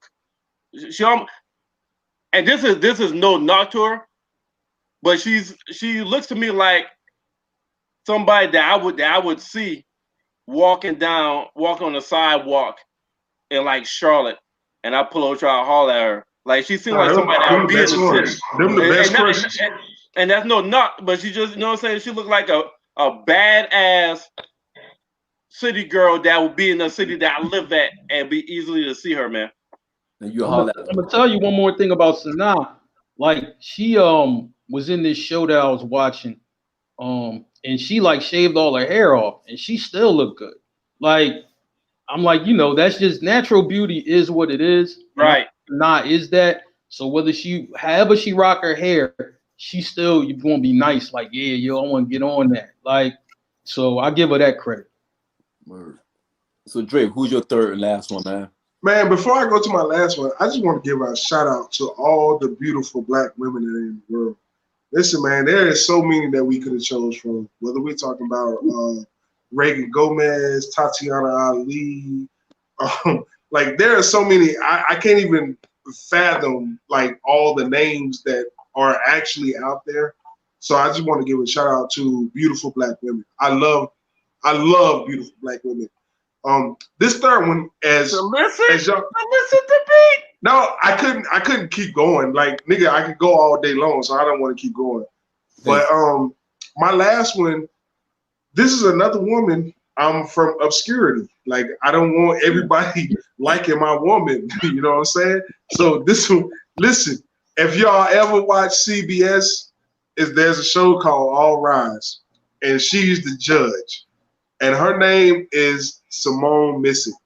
Like, this woman is the sole reason that I watch All Access. Yeah, she was. What else was she in? I don't know. All right. I just know that she is fine as fuck. She is the sole reason that I watch All Access. Like, she is awesome. And like, if she wasn't married, like, I'd be trying to knock on her door. You know what I'm saying? Like, so I don't have nothing else to say. Like, she's a beautiful black woman, and that does it for me. You know what I mean? That's how I feel about Scandal. And she does not. No. Scandal is different. Like, but anyway, and she doesn't have. She's not light skinned with a big forehead, as I was accused of. You know what I'm saying? I get accused of that same shit, so don't worry about it. So my last one. But you like Puerto Ricans? They crazy. Yeah, I know, man. You know what I'm saying? Mark be in there, call me Poppy. Call me Poppy. Hey, listen to goddamn Puffy Senorita. Yeah, yo, man. If a chick ain't try to stab you, man, then you know what I mean, you don't really know. You know what I'm saying? Trust me. She ain't try to stab you, she ain't worth it, right? And I mean, hey, she gotta try to stab. nigga, no, hold on. Now I gotta tell the story. Listen, I am messing with a chick. I do not know that she actually had stabbed someone, killed them, and beat the charge, right? I don't know this because I'm trying to be discreet. So we doing our thing, whatever. And so this is what happens. I had a homeboy stay like, I was staying in a condo complex. And he stays like 6 or 7 condos down. And he's like, yo, you messing with this chick? I was like, nah, because I don't want nobody to know. He's like, nah, I'm being for real. I'm like, nah. He was like, yo, I saw her car at your house. What's up? I'm like, yeah, we good. What's up? He's like, do you know that she stabbed the nigga and beat the charge? And I was like, whoa, wait, what? So no, that's not the worst part of the story. Here's the worst part of the story. So that same night, she comes to the house. And this is when Kevin Hart first got popping. And in his stand-up, he was like, yo, I need a chick to try to stab me, right? So when he says that, she's laughing like it's the greatest joke on earth, nigga. And I'm sitting here like, yo, I just want you to leave. Like, like, can you leave? Like, so I'm asking motherfuckers like, do y'all know about Shorty? And everybody's like, yeah, she the one that stabbed the nigga, and she didn't have to go to trial. Nigga, she did not have to go to trial. That's how good she was with it, nigga. And then, fast forward a year later, I meet the nigga that was like, yeah, I taught her how to stab a nigga and get away with it. Like, nigga, you met a Tasha. Yeah, definitely did. He definitely met a Tasha. You know what I mean? Without question. You met a Tasha. Nigga. Dre, you got problems, man. He probably no, I don't have problems. I'm good. I haven't spoken to her. Hey, Dre. In like 12 years. Hey, Dre, I got 2 questions. Was she light skinned and was she born in July and is she a Cancer? Even worse, she was dark skinned and she was Haitian. Oh yeah, well, that's nigga. I'm surprised. Nigga. You know what I mean? She Haitian. Yeah. Trust me. I know a Haitian chick that used to walk around with a machete. Like, really? Like, you know what I'm saying? Nigga, no, hold on. She was in the army. Like, we get a false sense of goddamn security. She was in the army, nigga. I'm good. Like, ain't no killers in the army. I mean, you might be a killer, but you ain't getting away with it. Yo, Marcus asked you for a number tonight. You know that, right? Yo, boy, let me get that number. Yo, Mark gonna call her up. yo, I heard you be stabbing niggas. Into that. Yo, Bull, come through, Bull. Hey, Mark gonna be like, come through, Bull. Come through, Bull. I'm with that. He stabbed me. Yo, and then Merv going to get personal. Like, is she a Sagittarius? You know, nigga, I don't know her sign, nigga. I don't even know her birthday, nigga. Did you not hear me say she stabbed the nigga and killed him and got away with it? Yo, Merv, like, she light skinned, 5'7", cancer, birthday in July. Like, yo. Hey, no, look. See, Merv always create enemies. Merv, man. Oh my goodness, yo. That got me crying in here. Yo, my last one is someone that actually is crazy because she favors my Wiz a great deal. And that ain't good at all. You all are kind of, you will see a theme here. I got so I didn't realize it until one of my mans told me. He said, "Man, your wife look like old girl." I'm like, what are you talking about? And I'm like, damn, you right. I said, that's why I love that show. But she was in a Jamie Foxx show in this Francesca. Oh, she do kind of look like your wife. Yes.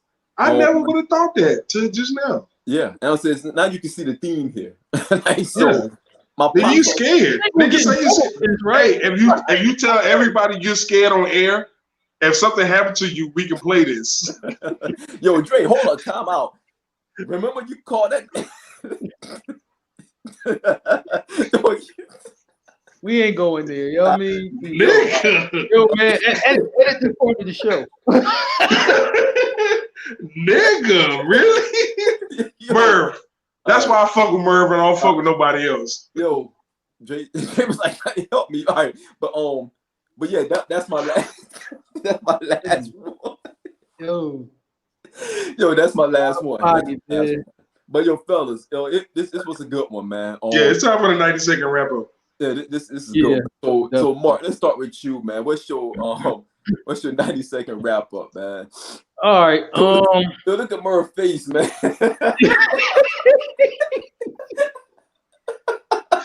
Man. Oh boy. Yeah, I think he's frozen too. I know they got that Mufasa look. Nigga looking like Mufasa and shit. Hey, listen. Hey, before we move on to Mark, before Mark gives his 90 seconds, what I do want to say is, listen, you too can donate $1 for Merv's internet. Yo, I'm in here crying, man. Yo, oh man. Oh man. Go ahead, Mark. Let's wrap it up, Mark. We gotta go. All right. I'm gonna say like this, man. You know, I have a love-hate relationship with my city. We all know this, right? Dude, like, man, Eagles, you know what I mean, ain't doing good. The Sixers are about to hire Mike D'Antoni, and I've been hated him as coach for years. You know, that means Ben Simmons and Carson Wentz have all the power in their organization, and I hate it. Okay, you know, so if Joel Embiid gets traded, we're going to know exactly why he got traded. That's right. Now I'm gonna get on to something a little more serious, right? Oh man. Rest in peace, Gale Sayers. Rest in peace, Road Warrior Animal. He's joining. Whoa, wait, who? Road Warrior Animal. He died today. Died today, man. Yeah. To me, that was the greatest tag team of all time. It was nobody else close. Facts.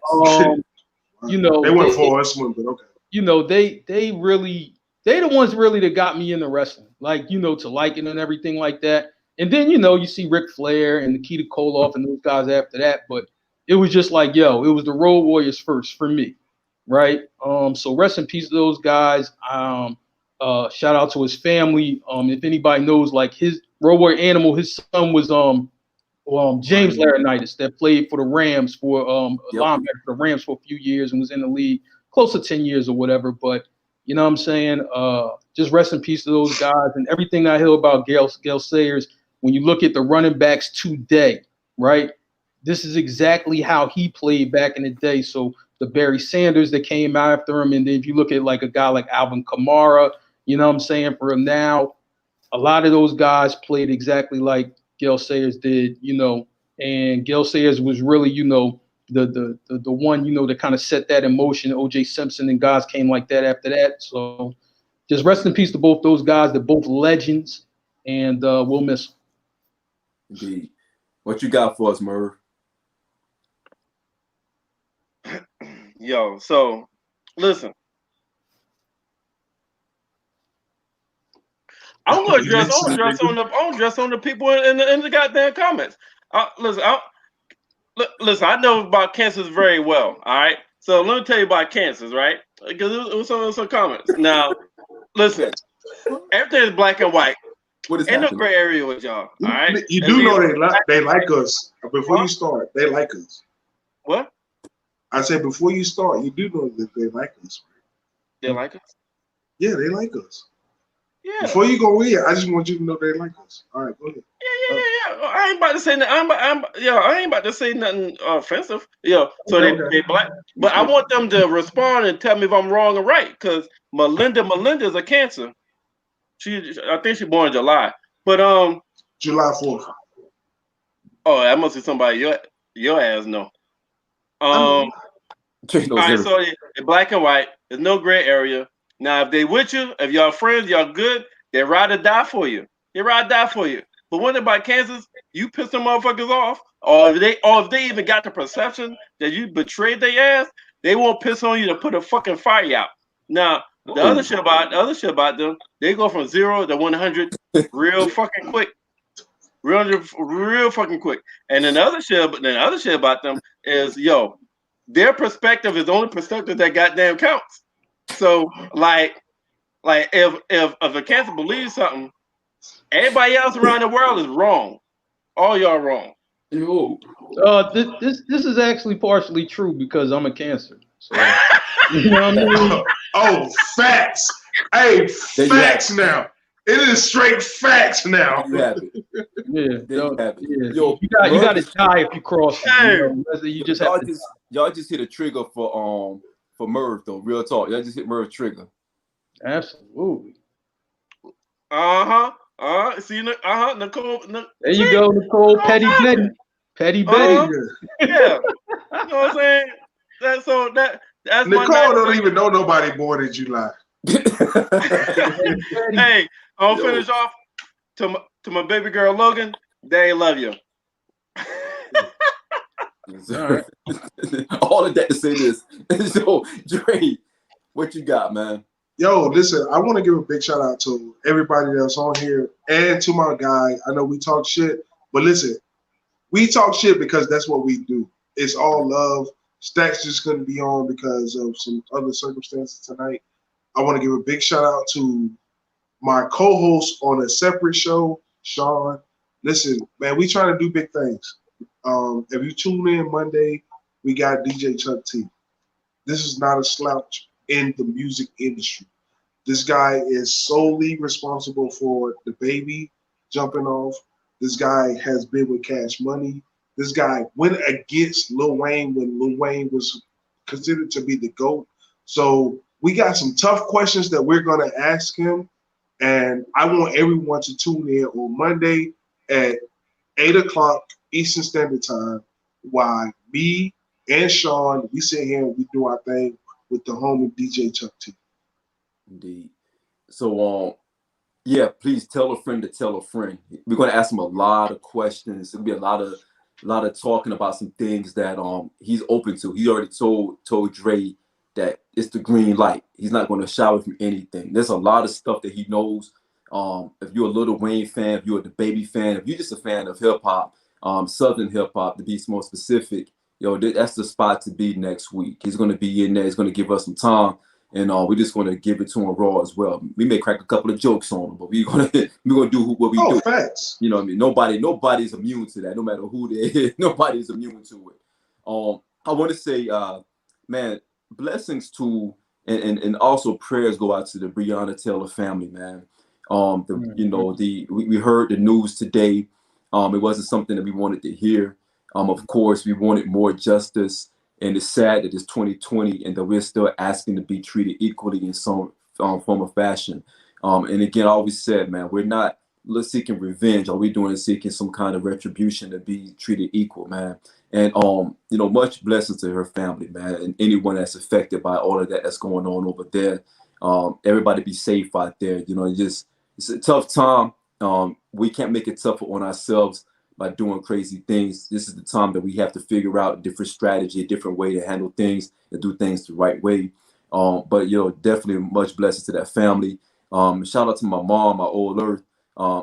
Celebrated her birthday yesterday. I'm sorry, hold on, 2 days ago. Yo, love my mom. Hopefully I can get down there to see her soon.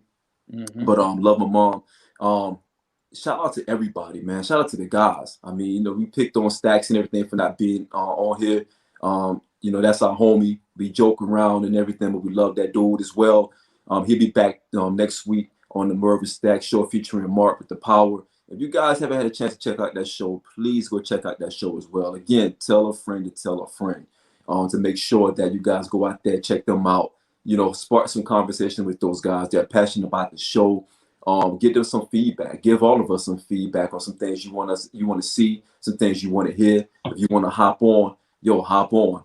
We have a lot of different things moving at the same time, but we are all still moving in the same unison, right? So we got a lot of good things going on. We got some guests coming up. We got some other things behind the scenes that we're working on. So again, those of you who have listened in all the time, every single week, those of you who had who shared our posts, those of you who show support, we're bringing you all along with us. Anytime we have something popping off, we're going to definitely give shout out to those who standing here beside us from day one.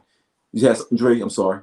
Yeah, I just want to listen. So Merv is ODB. Like we're going to compare this to Wu-Tang Clan. Merv is ODB. Like Merv is going to hit you and he goes to say some shit that you like, nigga, what? And Mark is like Inspector Deck. Mark is going to come in and he's going to hit you across your head and you really going to fuck with it. But at the end of the day, Sean he's a genius. You know what I'm saying? He's the guy that keep us together. Like, no one needs to know what the fuck goes on beyond the scenes, but everything stays together because of Sean. So I really want to give a salute to Sean, and I want to give a salute to Merv because Merv is just Merv. Like, I just really want to give a salute to Merv. I didn't really want to fuck with Sean tonight, but Merv is Merv. So I just wanted to say that. No doubt. So in closing, fellas, hey, we had a good night tonight. I'm glad that Dre and Merv was able to get the thing off. I'm sure Dre going to get very cozy with himself tonight after posting those pics. Whoa! Merv is going to try to find some hooker in Colombia, like he did. Nigga. What? So okay. So, you good. You good, Merv. Don't worry about it, Merv. So Merv, please, man, give Trixie my best. I know you paid a pretty penny last week. I'm sure. Yo, you paid a pretty penny last week for Trixie. I'm sure Mark is going to get tied up tonight by somebody. Yo, Mark going to have one of those on. Hey, don't Merv look like the nigga that just paid $100 to goddamn get tied up and shit. Yo, Dre, he gonna have like a leather mask with the zip. Nigga, we gone, nigga. Salute, nigga. Let's go. Salute. All right, y'all. Yo, Merv, have fun tonight, man.